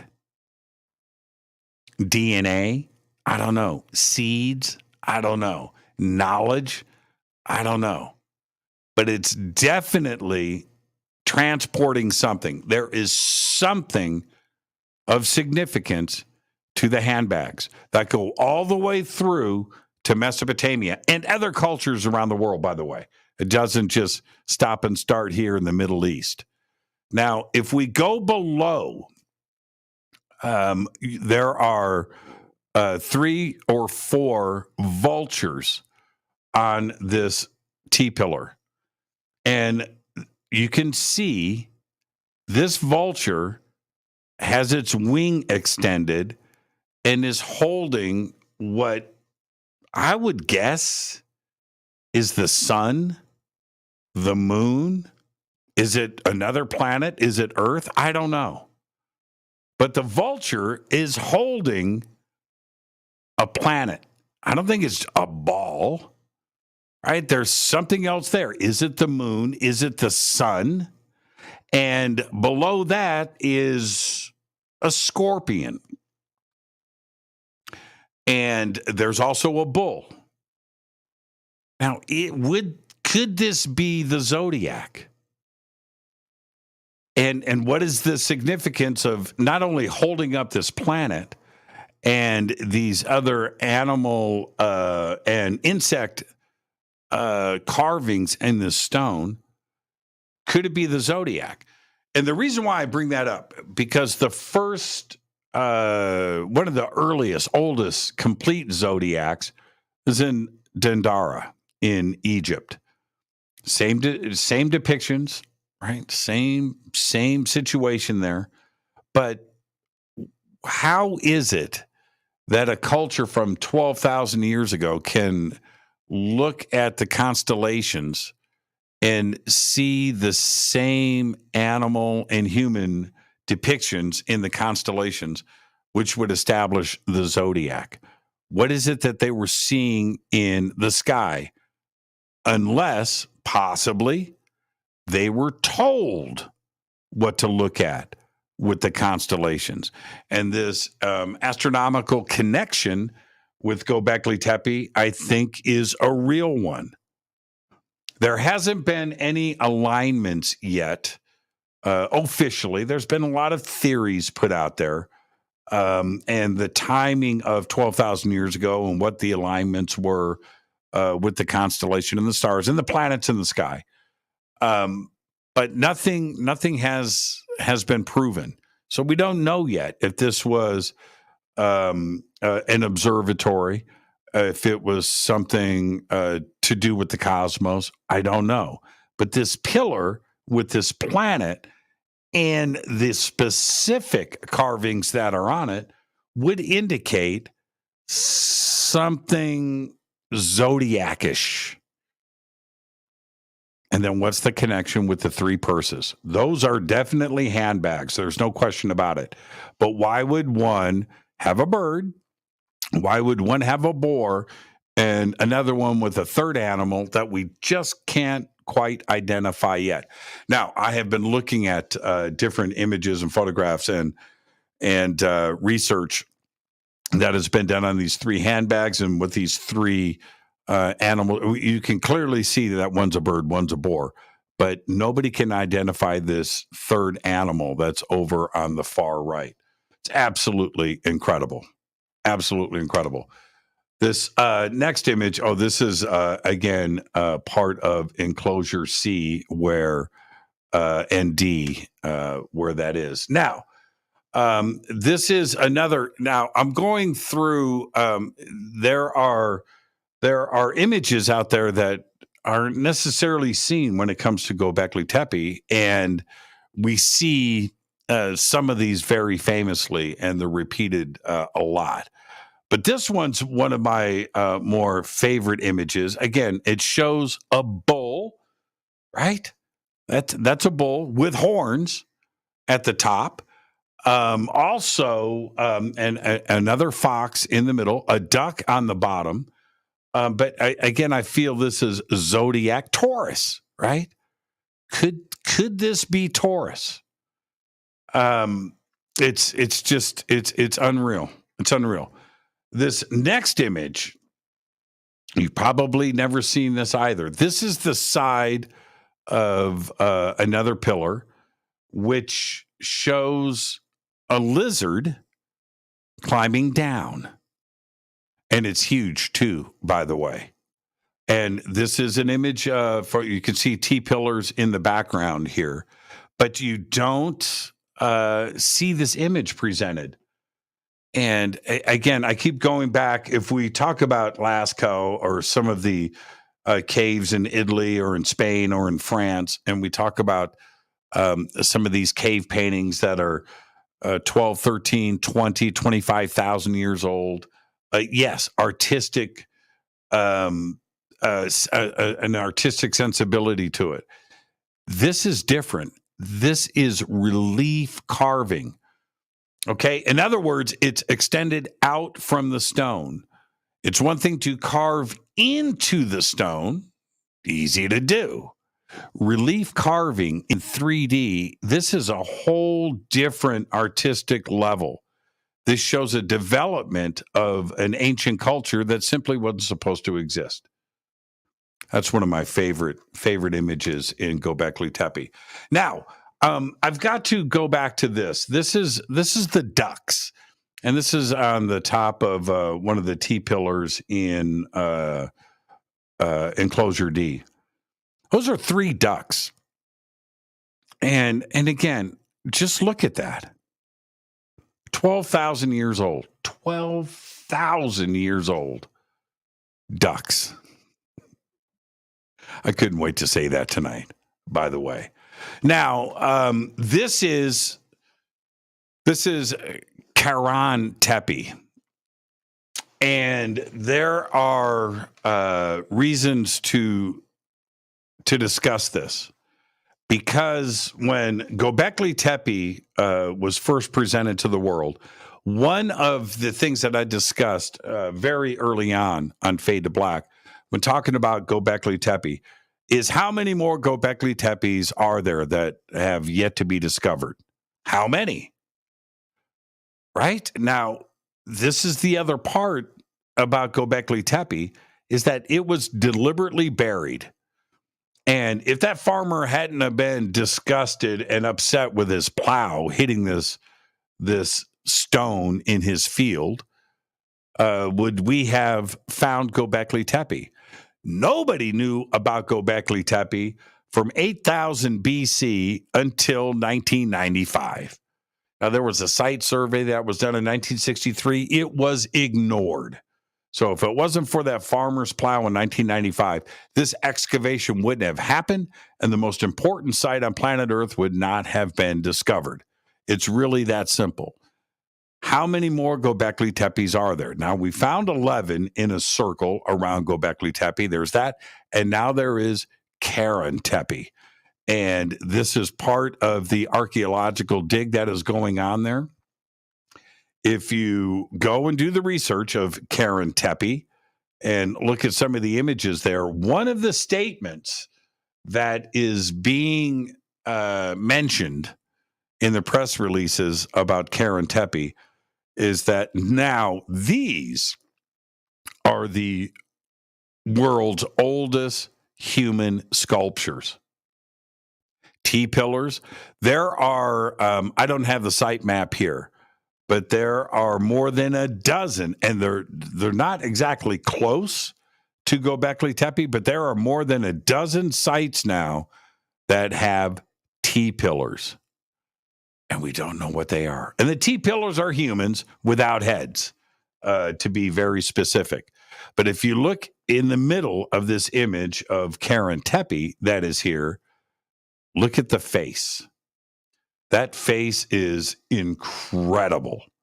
And it's something that I want everybody to go and research. This is now what has been identified as the oldest sculpture of a human on planet Earth. And this is also at KUNX Tepe. And it's big, too, by the way. It's not small. It's quite big. That's KUNX Tepe. This is another unidentified animal found at Gobekli Tepe. Again, 3D relief. Could it be a lizard? Don't know. Could it be a frog? Don't know. Could it be a cat? We don't know. But that was found during one of the excavations at Gobekli Tepe. And I just find this one of the most amazing sculptures anywhere in the world. And it's 12,000 years old at Gobekli Tepe. This guy right here. This is now in a museum for Gobekli Tepe in Turkey. And this head was found. Again, it's quite large, by the way. It's not small. But nobody has identified what animal this is. But he's got a heck of a smile and a heck of a set of teeth, right? But look at that. That's 12,000 years old, found at Gobekli Tepe. Now, I've looked at this quite a bit. And before I let this get away from me. I mean, is this a boar? Is this a bear? Is it an alligator? I don't know. It's got ears. I don't know. It looks like it's got an alligator set of teeth on it, right? Don't know. But he's got a nose. He's got a mouth. He's got ears. Don't know. But here's the other thing. At one of the other sites there at Gobekli Tepe, they found, I can't find images of it, but it's documented. They found a sculpture of a lion. Now, lions. So were there lions that far north out of Africa? Don't know. Mountain lions are here in North America. You know, our lions and mountain lions indigenous to all parts of the world? Don't know. But there was a lion sculpture found at Gobekli Tepe, and they are currently excavating that specific room. And what they are excited about now, and we're waiting for more stuff to come out of the ground, but they think that this was one of the artist rooms. It was an art studio. And this is where the sculptures were created over about a 2,000-year period. And that's really exciting. All from a lion sculpture. This is a boar. Now, there's, again, this is just a statue. This isn't part of, just like the head that I just showed you. This is just a sculpture that was dug up there at Gobekli Tepe, complete with legs. There are a lot of boar sculptures that have been found at Gobekli Tepe, some with legs, some without. This one is one of the most complete that was found at Gobekli Tepe. And again, when you go back and you look at images of Gobekli Tepe, you're always looking at the T-pillars. You're looking at enclosure D. You're looking at the belt buckles, right? You don't necessarily see these images first, which is why I'm sharing them with you now. This is one of my favorite objects found at Gobekli Tepe. Obviously, it's a couple of sinks, a couple of cisterns, right? Possibly held water or something else. But that's not what's most interesting here. What's most interesting is there are 4 creatures guarding these 2 holes. There is a snake, a lizard creature up at the top, could be a crocodile, and then what looks to be 3 other reptiles with their heads pointed towards these 2 cisterns. Don't know what was in there. Don't know. Could have been water. Could have been something else. Don't know. But it is certainly being guarded. Now, I want you to take a really close look. This is 12,000 years old. Absolutely stunning. Absolutely beautiful. And nobody wants to stop and take a deep breath and say, hey, this was a technically advanced culture that was absolutely upright and running 12,000 years ago. This wasn't some pre-Stone Age man digging for seeds in the ground that didn't have any idea about nothing. Obviously, they knew what they were doing. Absolutely incredible. This is Fade to Black. I am your host, Jimmy Church. I'm going to take a quick break. Tonight is our Secrets of Gobekli Tepe special event. I'll be right back after this short break. Stay with us.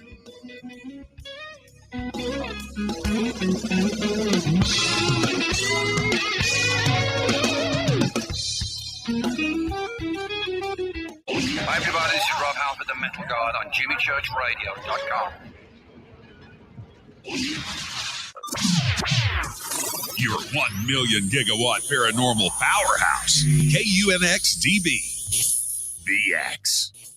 Right now, the world couldn't be more chaotic. History shows us what gold does when the world goes crazy. It goes up in value. Right now, we're in unprecedented times. The pandemic, the war in Ukraine, the devaluation of the U.S. dollar. Gold and other precious metals are a defense measure against the hyperinflation that's happening right now. So, what can you do to protect yourself? Call my friend Alan Johnson at United Gold Group. He's dedicated to helping people secure their retirement income. He'll help you with gold, with silver, and other precious metals, and show you how to set up your own self-directed IRA. Safe and secure, United Gold Group makes gold ownership easy and affordable. There couldn't be a better time, so call now and get a silver American Eagle proof set with a qualified IRA. Call 800-753-8534. That's 800-753-8534, or visit UnitedGoldGroup.com. Reach out to my friend, Alan Johnson.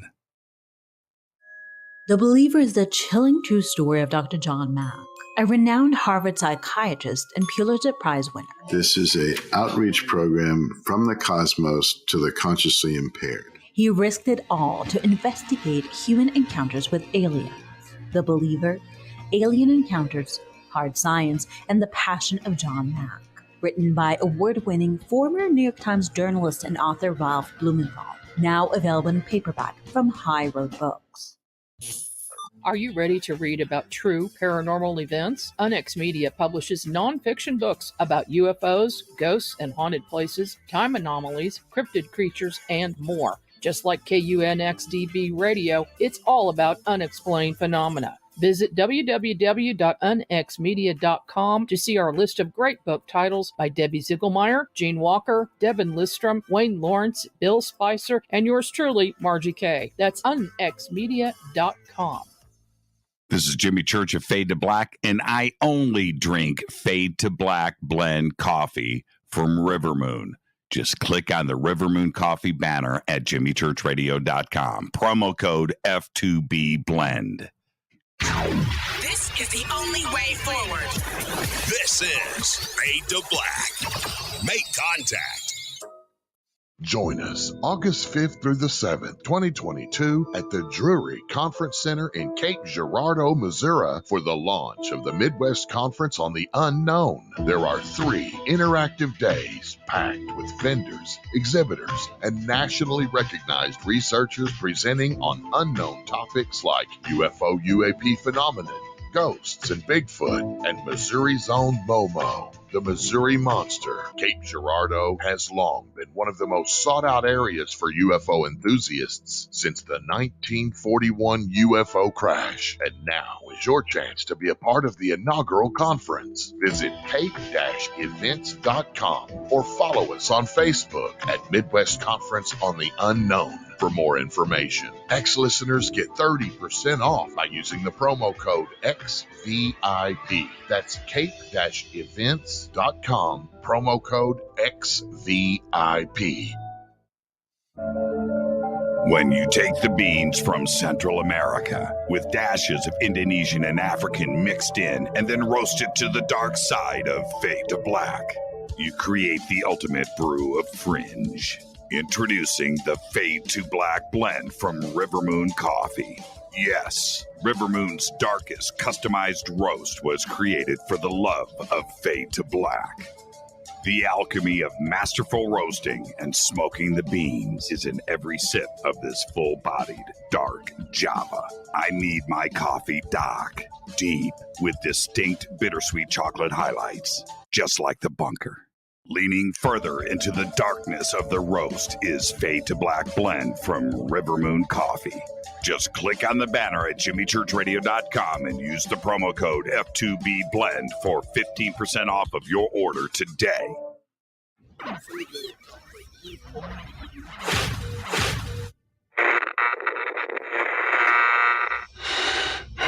You want to know a secret? I love ponies. I really love ponies. I'm serious. I couldn't stay sane without ponies to brush. Why Fade to Black? Because you never got that pony. Damn it. This is Fade to Black with Jimmy Church on the Game Changer Radio Network.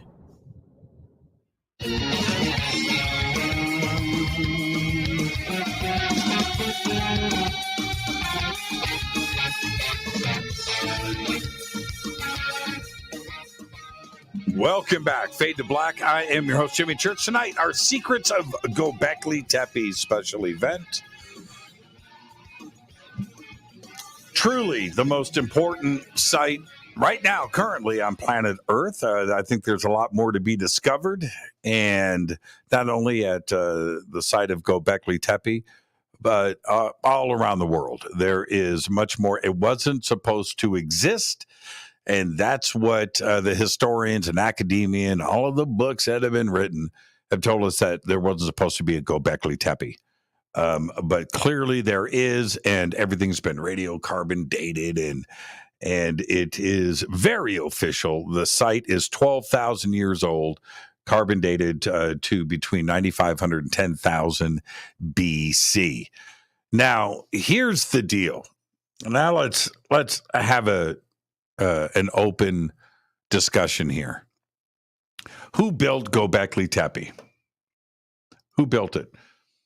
The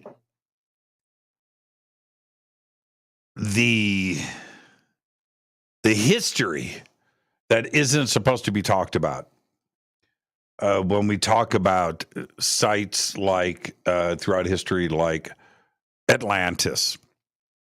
All right, let's go there for a second.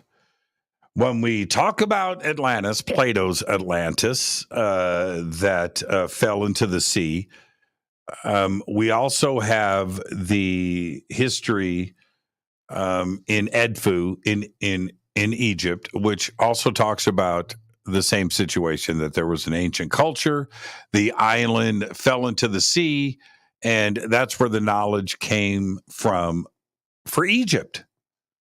Right? Now, is it possible that the remnants of that culture went around the world and shared their knowledge? Is that possible? Well, Gobekli Tepe, again, 7,000 years older than anything else in the world. Certainly, somebody brought that knowledge to them, taught them how to do things. Not only is it the engineering aspects of Gobekli Tepe, the quarrying of stones and how to do that. There's a complication here that surfaces, and the archaeologist and the anthropologist will tell you, well, first off, they don't know, but they will tell you, well, they did it. They carved the T-pillars with flint, like the softest rock in the world, right? But they didn't have copper chisels. They didn't have metallurgy. Now, there's no evidence of any metallurgy there. So I certainly don't want to suggest that because I can't. But the stones were carved, and the stones were transported, and the stones were erected. The knowledge of levers, ropes, and engineering to move the stones and then turn around and erect them into place happened because they are there and they are erected and in place with precision. Everything is taught. Somebody taught that culture how to do this. And Gobekli Tepe is not going to be the last site that is found like this. Now, yes, there are more in Turkey, but there are going to be other things around the world that are going to be discovered that are going to have the same issues in place. How was it done? How could a culture 12,000 years ago, at the end of the last ice age in this part of the world, do this? So who built Gobekli Tepe? We don't know. Did it come from the north? Did it come out of northern Asia, Siberia? Did it migrate down from that direction? Did it come up from southern Africa?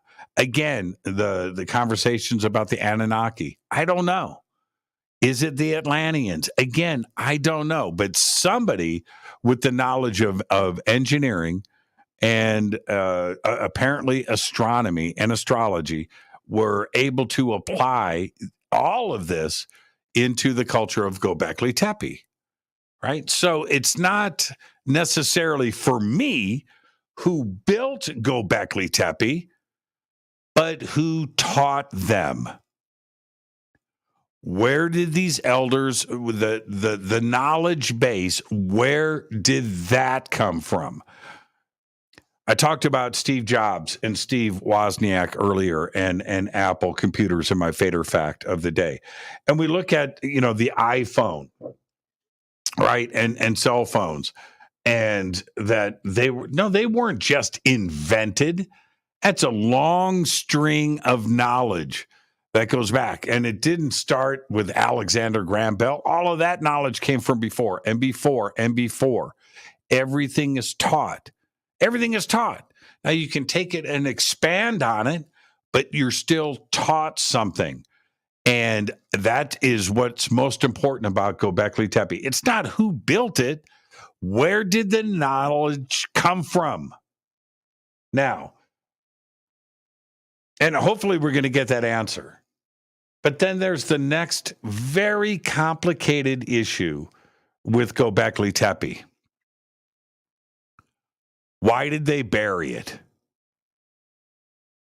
If we look at Arthur C. Clarke and we look at 2001: A Space Odyssey, there's a very, very, very important scene in that movie. And they're on the moon, and they're heading across the moon to a site. There's a scene on this shuttle, and they're looking at the excavation of this site with this monolith that is in the middle of it. And it's one of the best lines ever. It was deliberately buried. And you see it, deliberately buried. And the excavation of this exposed the monolith. A signal was shot out, and now it was revealed that man had made it to the moon. Now let's back up for a second, and let's take a look at Gobekli Tepe. Deliberately buried. Why would a culture for apparently 2,000 years, from 10,000 BC to 8,000 BC, occupy a site, build a site, was obviously important, and then bury it and walk away and never come back? There are no indications that any culture ever returned back to Gobekli Tepe. It was forgotten. So why did they bury it? Okay, there's a few points here to consider. One, they knew that there was a catastrophe that was about to happen. Now, who would tell them that? Don't know. Was it cosmic in nature? I don't know. Was it weather related? I don't know. But did they need to abandon the site quickly for some reason? And they decided to preserve it and bury it and come back, which they never did. They never unburied it. Okay, so there's that possibility. Or is there another one? Did they bury it to preserve it for us? Now, let's go back to the idea that I just suggested with 2001: A Space Odyssey, and that monolith being deliberately buried, and then we go and discover it later and we unbury it. Could there be something like that here? In that, did they bury it not for them, but for us? There was no damage to Gobekli Tepe. As a matter of fact, as we excavate the sites, it is completely preserved. And we are able to study not only with the garbage and the backfill that buried Gobekli Tepe, but it's exactly as they left it. Did they leave it for us? Did they want it perfectly preserved for the future? That is one of the most interesting parts of Gobekli Tepe. In that, is it a museum? Is it a library? Is there more to be discovered there that will tell us why it was deliberately buried and preserved for us? There's a lot of attention to detail, to animals and insects, and apparently cosmology. That was all laid out at Gobekli Tepe, and again, completely preserved. None of, I think only one T-pillar was out of place. Don't know why. But the rest of it is perfect. Now, we need to think about that. Why did they bury it? Why did they bury it? And now, if there was something, asteroid, comet, some a CME, there is no evidence that there was some type of disaster that happened in that region.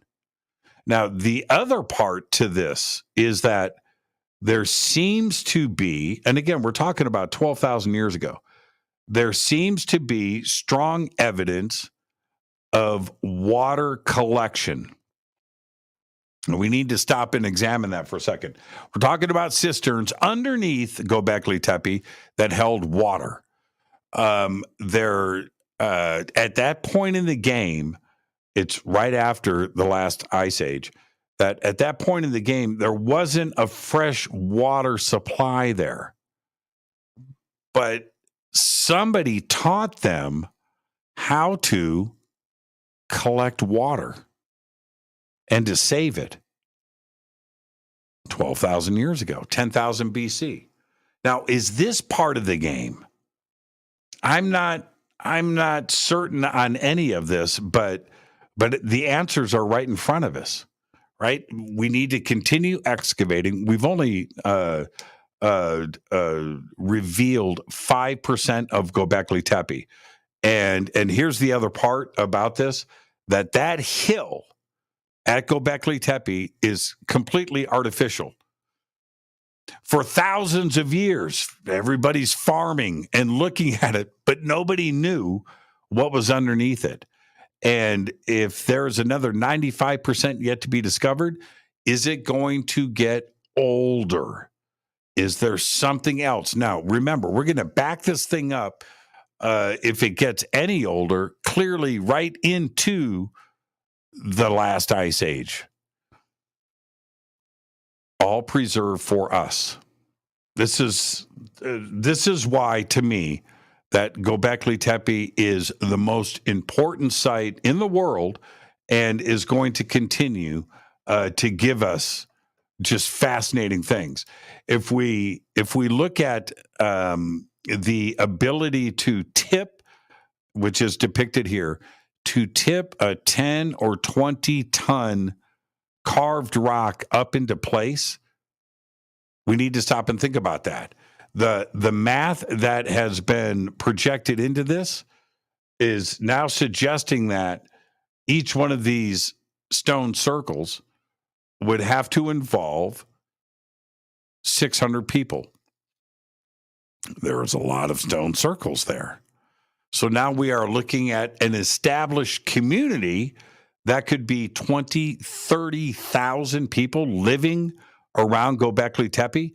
You have to have the entire infrastructure and logistics involved all at once and cooperating at the same time around Gobekli Tepe. That is, you have to have protection. You have to live through the night. You have to have food. You have to have agriculture, and you have to have somebody calling the shots. Somebody there is telling everybody what to do and how to do it.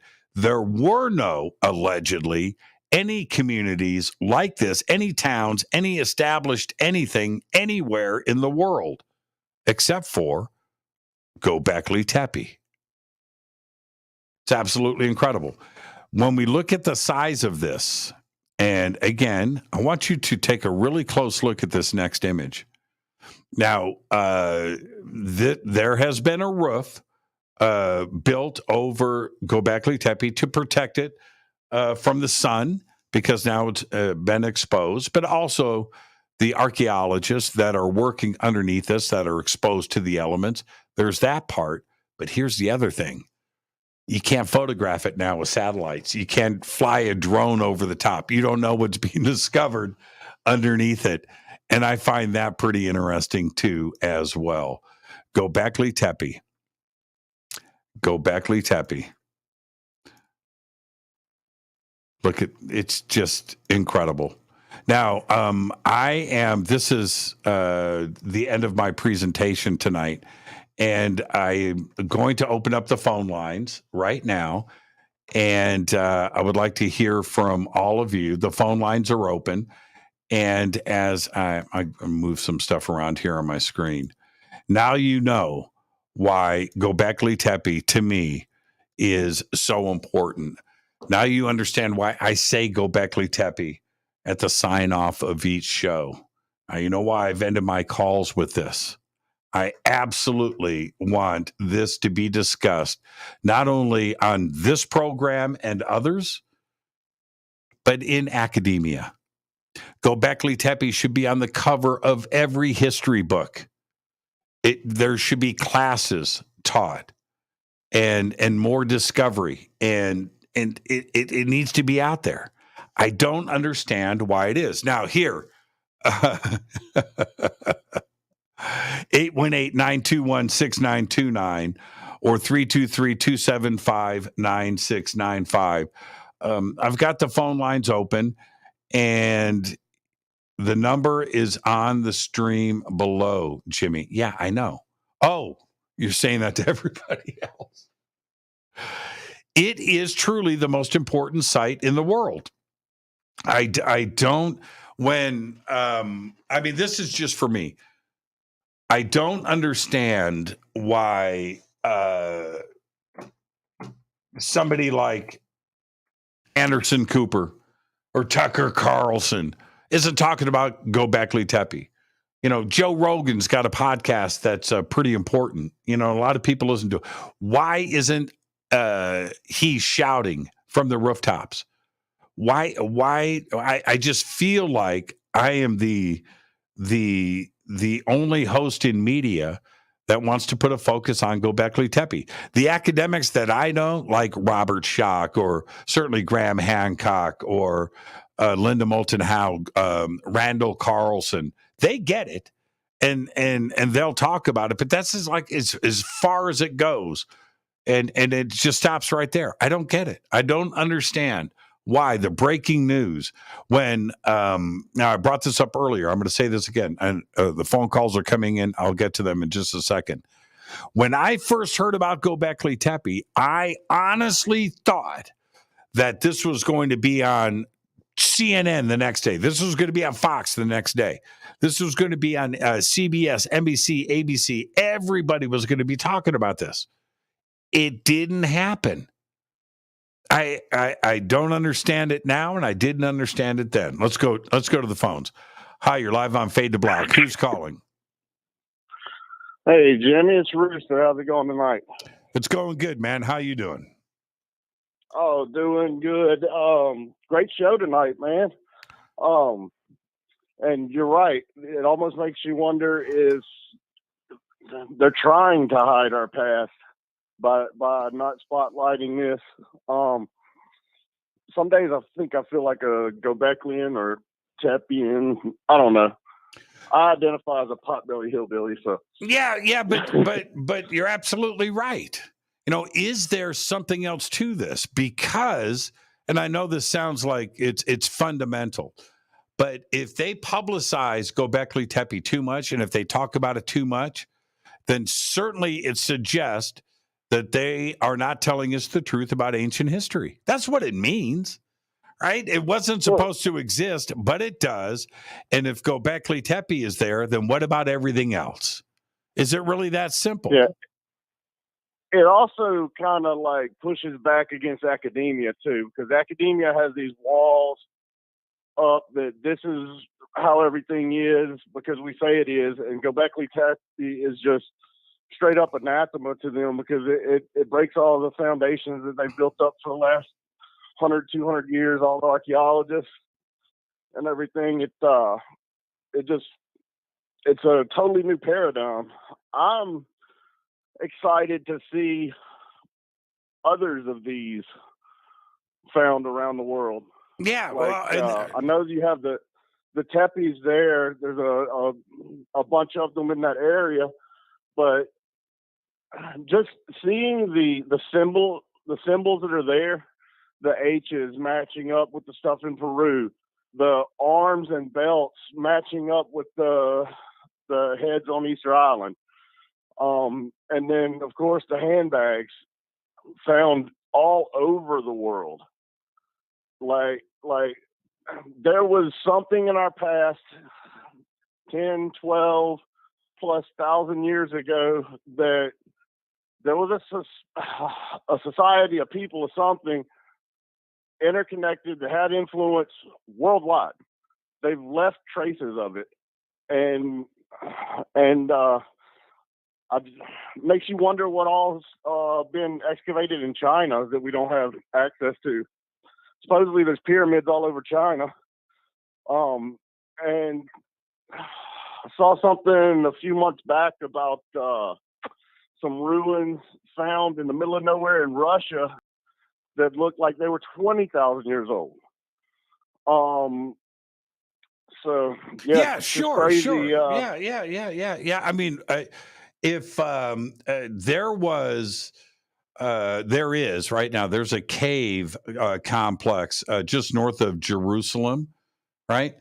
With two things in it that were fascinating. One, a campfire inside this cave, 300,000 years old, allegedly, that they're dating this, 200,000 years old.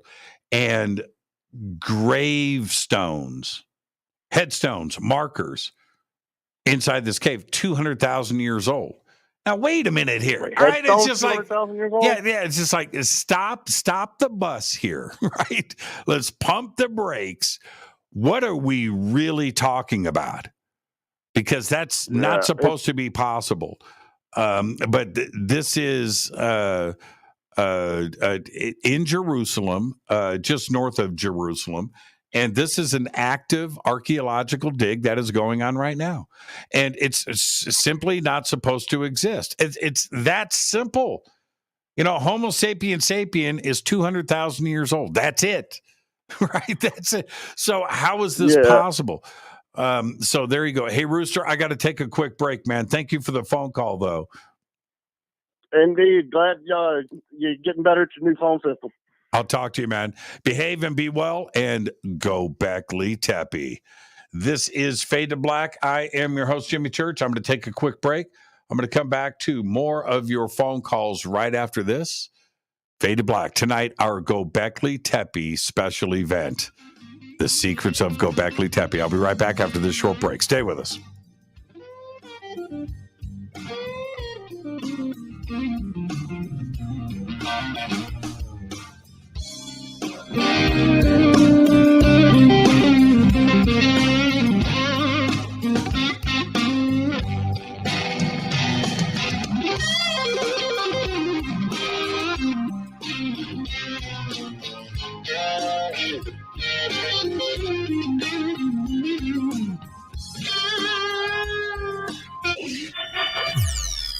You're listening to Jimmy Church and Fade to Black on the X. Hey, what up, y'all? It's your girl Vivica Fox here, and you are listening to my boy, Jimmy Church, on JimmyChurchRadio.com. Despite popular opinion, reading a book will not make you smarter. But listening to Jimmy Church will. Hello, Fadernauts. Jimmy Church here. You've seen me with my thunderstorm. Now you can purify the air in your home and get healthy, clean, fresh-smelling air and eliminate odors just like I do right here in the bunker. The Eden Pure Thunderstorm uses oxy technology that naturally sends out O3 molecules into the air, which seek out odors and air pollutants in your home and destroys them. It's called a thunderstorm because it purifies the air just like after a thunderstorm. And right now, you can save $200 on an Eden Pure Thunderstorm 3-pack for whole home protection. With this special offer, you're getting 3 units for under $200. Seriously. Go to EdenPureDeals.com and use Fader3. Shipping is free and it's easy. Just scroll down. You'll see my name right there, Jimmy Church. Click on it and get your deal today. That's EdenPureDeals.com. This is Billy Carson, founder and CEO of ForbiddenKnowledge.tv. ForbiddenKnowledge.tv is the fastest growing and one of the most watched networks in the world. And I would like to personally invite you to check out our expanding library of TV, film, lectures, and special presentations. ForbiddenKnowledge.tv has over 6,000 videos covering lost history, health, UFOs, spirituality, and our future. We are committed to our community, and with my personal invitation, you can, right now, get your own free 30-day membership at ForbiddenKnowledge.tv. Your own library of information starts today at ForbiddenKnowledge.tv. Your 1 million gigawatt paranormal powerhouse, KUNX DB, the X. Are you ready to read about true paranormal events? UNX Media publishes nonfiction books about UFOs, ghosts and haunted places, time anomalies, cryptid creatures, and more. Just like KUNX DB Radio, it's all about phenomena. Visit www.unxmedia.com to see our list of great book titles by Debbie Ziegelmeyer, Gene Walker, Devin Listrom, Wayne Lawrence, Bill Spicer, and yours truly, Margie Kay. That's unxmedia.com.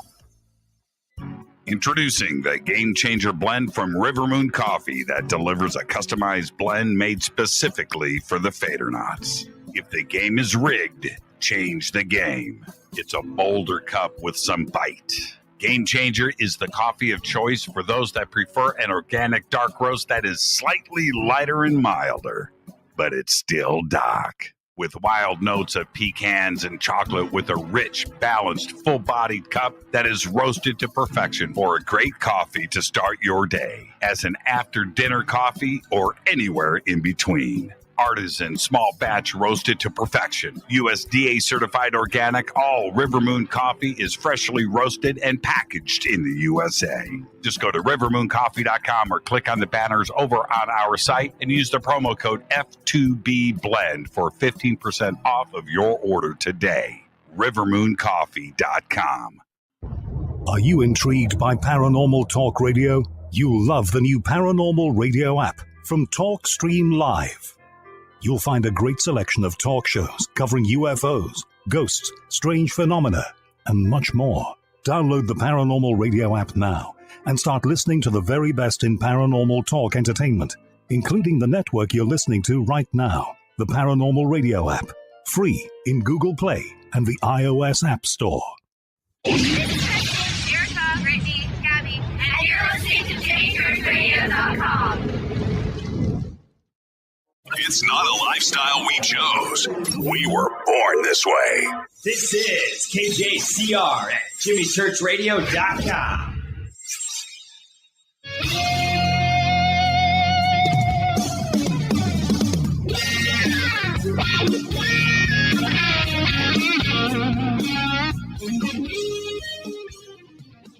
Welcome back. Fade to Black. I am your host, Jimmy Church.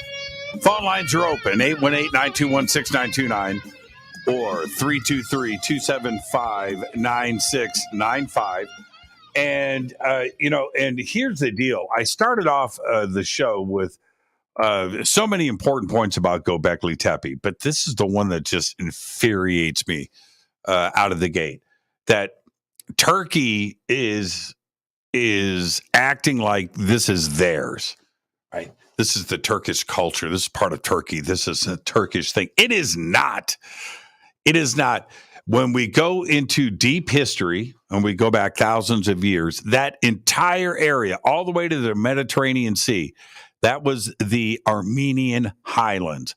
Now, I'm not suggesting that the Armenians built Gobekli Tepe, but there were many cultures that occupied modern day Turkey today, way before the Turkish. And there you go. And it's on the Syrian border. So could it be Syrian? Right? There are different ways to look at all of this, but it's not Turkish, period. And that's and each announcement, that comes out of Turkey, and I understand the issues with Armenia and the Armenian culture. All right, I get that too as well. But Turkey will never say that it isn't Turkish. Well, I need to be very clear with everybody that is listening to my voice. It is not Turkish. Turkey has nothing to do with Gobekli Tepe. Now let's go back to the phones. Hi, you're live on Fade to Black. Who's calling? Good evening, Jimmy. It's Mike in Montana. Hi, Mike in Montana. How are you? Pretty good. I just did a little, while you were talking and stuff, I did a little kind of calculation stuff. And it's 1,075 miles between the Great Pyramid and Gobekli Tepe. Right. So that's by modern roadways and things of that nature. But it basically, you head east a little bit and then you cut north and then you're almost, walking right to it. Yep. So if you walk 3.5 miles per hour, average 3 to 3.5, you should be able to make it in 40 days. Yeah, right. Yes. Which back then, that's not very, that's not much time at all. No. Considering the region that, there's no real harsh winters there. I mean, you could do this almost year round. Yep. So but you're going north, but what about going south? What I am suggesting is, if we just base it on fact, right? Let's just base it on fact. Well, Gobekli Tepe is 10,000 BC, 12,000 years old. That's based on radiocarbon dating, right? There is no basis of fact. Everybody wants to argue about Egypt and the age of the pyramids and the age of the Great Sphinx and what is going on there. So, okay, all right, let's go with that. But what if the knowledge came from the north? That's what I'm suggesting here, right? Whoever taught those that built Gobekli Tepe, what if the migration came from the north and was going south? I'm just saying, right? Right into Mesopotamia, right into Iraq, right into Syria. And it just continued south, Jerusalem, down, right, into the Nile Valley and into Egypt. What's wrong with that? It's all coming from somewhere, right? Everything is taught from something before, right, Mike? I mean, that's the only way to look at it. So maybe this came from the north. And you're right. 40 days. Ooh, 40 days and 40 nights. Oh, I see where you're going with that. But, right? What's wrong with this kind of discussion? To me, nothing. I think you're onto something here. And I think that if the culture, say, 9,000 years ago, say the Sphinx was 10,000 or 12,000 years old, and say Gobekli Tepe, maybe that was the route between those two regions. Maybe there were a lot of other settlements along the way, and maybe mankind, and I've always thought this, we've been around for a very long time. So why couldn't we have built settlements and cities along the way, especially alongside the Mediterranean? You're going to have, food along the way because you got your olives, you got your almonds, you got other things that grow in that region. That there's plenty of food sources there. So I don't see it as an impossibility. I see it as more of a, probability that was probably a common route along that region. And so the knowledge, like you said, was probably spread throughout the whole region. And like you said, it could have come from the north down to the south, or it could have, it could have been developed somewhere else farther north or maybe further east. We don't know yet. But as these regions are being identified, I think we're going to find that the whole Mediterranean basin there was far ahead of most other regions on the planet. Mike, I appreciate the phone call, man, and Gobekli Tepe. Fade to black, Jimmy. I'll talk to you, man. That's a great phone call right there. Thank you, Michael. And but yes, right? What is wrong with this kind of conversation?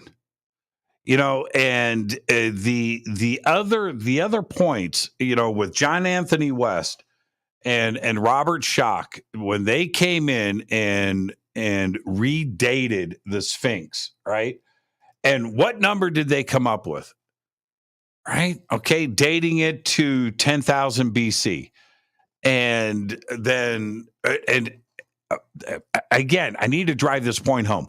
All of academia was saying, no, there was nothing around back then. Everything started right there. Mesopotamia, ancient Sumer, Egypt, 3000 BC. There was nothing before.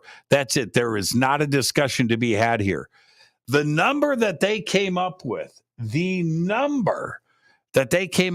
is the exact date, radiocarbon dated, of Gobekli Tepe.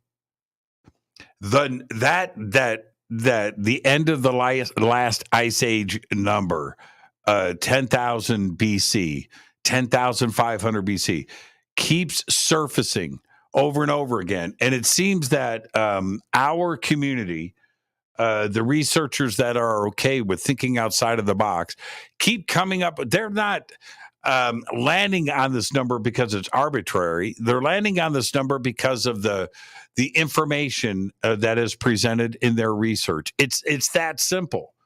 And Gobekli Tepe pops up at 10,000 BC, the same numbers that Robert Schoch has landed on, the same numbers, the end of the Younger Dryas, the stuff that happened here in North America, and I'm talking about the last ice age and the melting of all of that. All of these numbers are exactly the same. Why is it that we are able to, I'm talking about our community, we're able to see the evidence right in front of us and go, hey, there's something going on. Let's take a look at the information that is here and let's have a discussion about it. Nobody wanted to. And now that we have given academia the information that they asked for, which was give us a civilization, give us the evidence of something before Giza, and then we can talk about it. We give them that gift and the conversation stops. And immediately the answers to, well, of course there was a Gobekli Tepe. That, you're not giving enough credit to Stone Age man. It's not evidence of an advanced civilization. No, they were able to quarry these stones. They were able to do the engineering. They were able to do the 3D relief carving. They were just able to do this. You're not giving enough credit to stop with that. Right? There is something else going on. And again, it's not who built Gobekli Tepe. It's who taught them.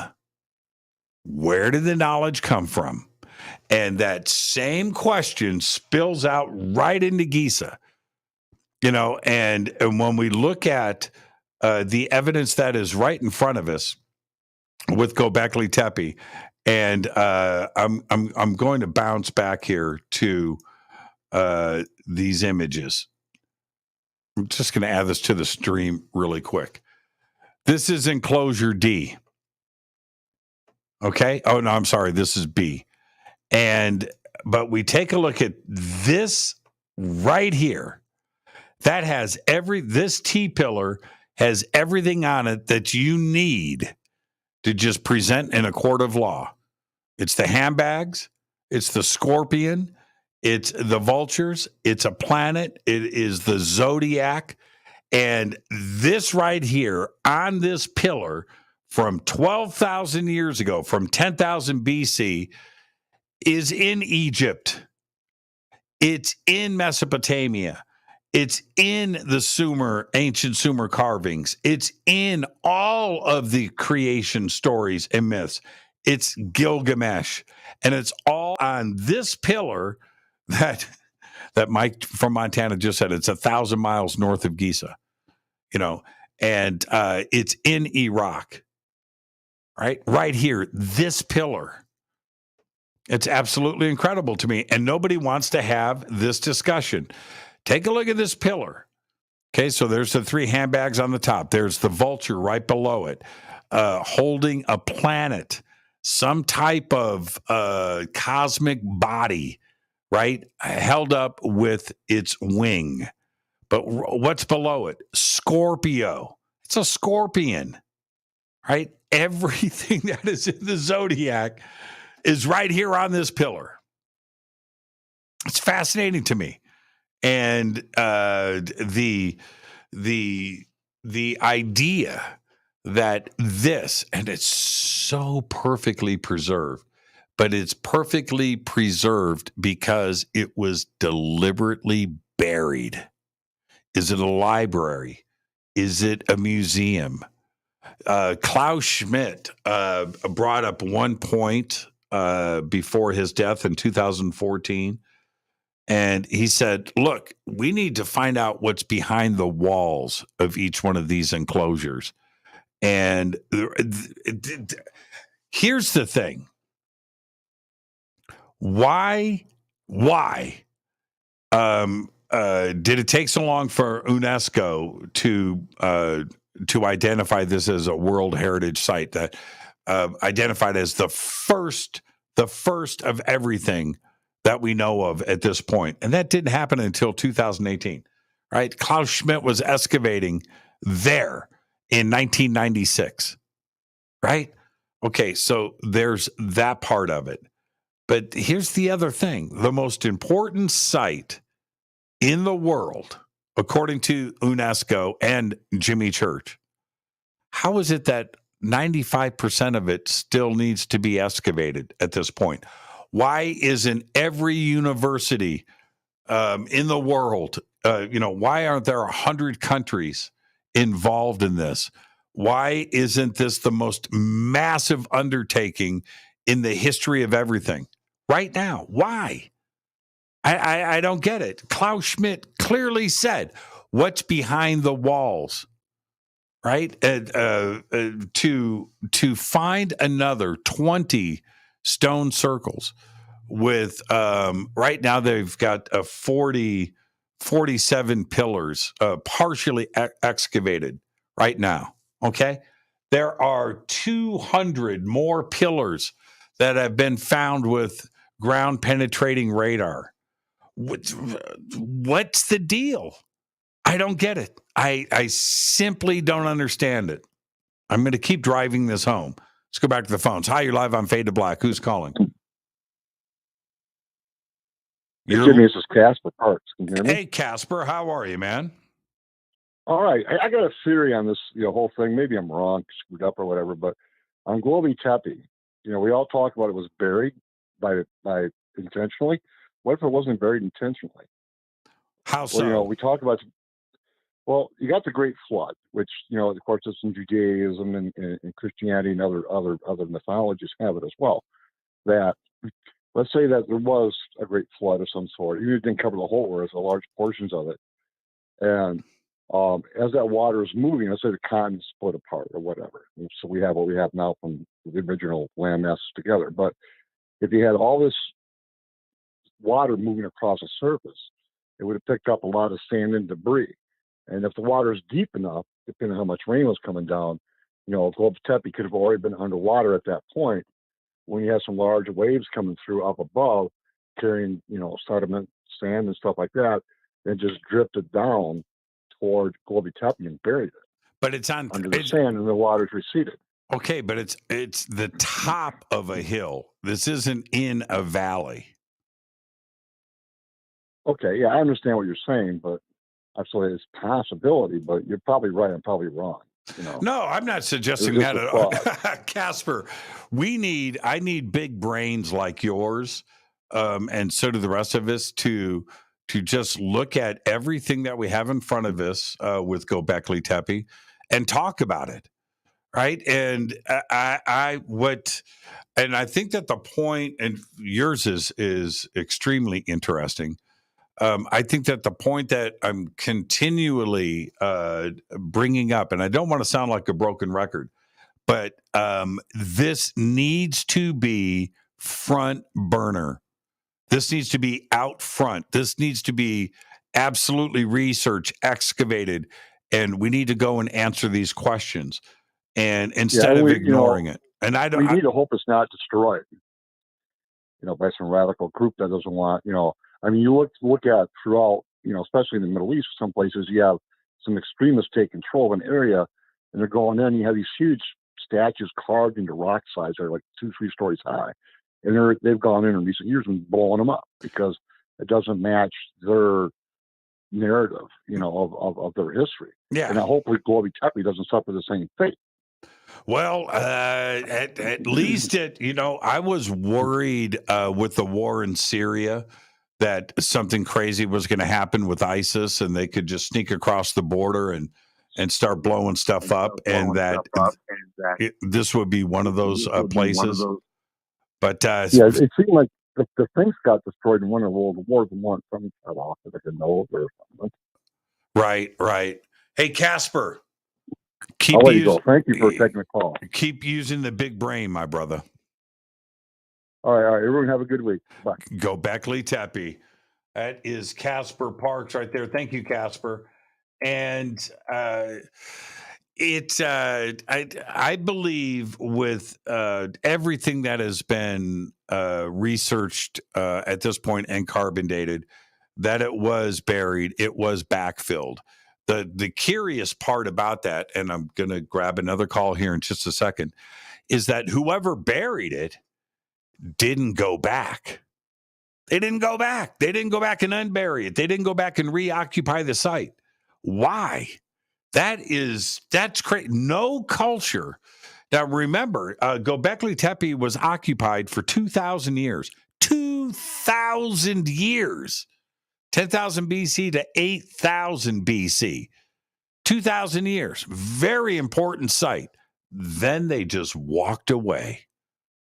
Buried it and never came back. Hi, you're live on Fade to Black. Who's calling? It's Lafayette, Jimmy, from How are you, Lafayette? Stupid, California. Yeah, what's going on, man? All right, so you're talking about Pillar 43. It also has a star map on it that dates it to 10,950 plus or minus 50 years, according to the scientists. Excuse me. The actual date is probably 10,944, because if you add that to 1944 AD, you end up with 12,888, exactly half a precession, according to the scientists today. Yeah. Probably not a coincidence. Yeah, I know. I've seen the same numbers, and look, nothing is a coincidence. That part is for sure. But yeah, it is pretty interesting. It's the procession. Well, yes, of course, and or half a procession. But here's the thing: I'm waiting for another astronomical, some type of cosmic alignment that would be irrefutable. That they're trying to say that this is. But there's no evidence of anything. But that this is some type of death, a ceremonial site that was representing death. But there isn't anything, and that the animals there are guardians of the death. And I'm not. I don't see that. I don't feel. I just don't. If it was there, I would say that. But there are no skeletons, there are no human remains, and they've only found a partial cranium. Now, with all of the builders of the site, you would think that there would be some type of graveyard there. I mean, people die all the time, but there isn't. It's a warning. It's a warning from the past. They buried it to make sure we would find it. It's a warning about the precessional pole shift. Yeah. And I've got some new intel on that, Jimmy. Just came up in the last 2 weeks. You ever heard of Birkeland circuits? Birkeland currents? No. All right. What they are is, you'll like this because they're anti-entropy. They are a plasma filament in the universe. The universe is 99.99 plasma, and plasma conducts electricity. Yet the scientists, the astrophysicists, have come up with dark matter instead. If you look at the galaxy formation, it's plasma. So these Birkeland currents, when the Earth is tilted towards the center of the Milky Way, there's probably a Birkeland current coming from there. And when the magnetic pole rotates around, it gets just aligned with the right angle rule. It's causing the poles to split right now, because it's called a Z pinch in the Birkeland current.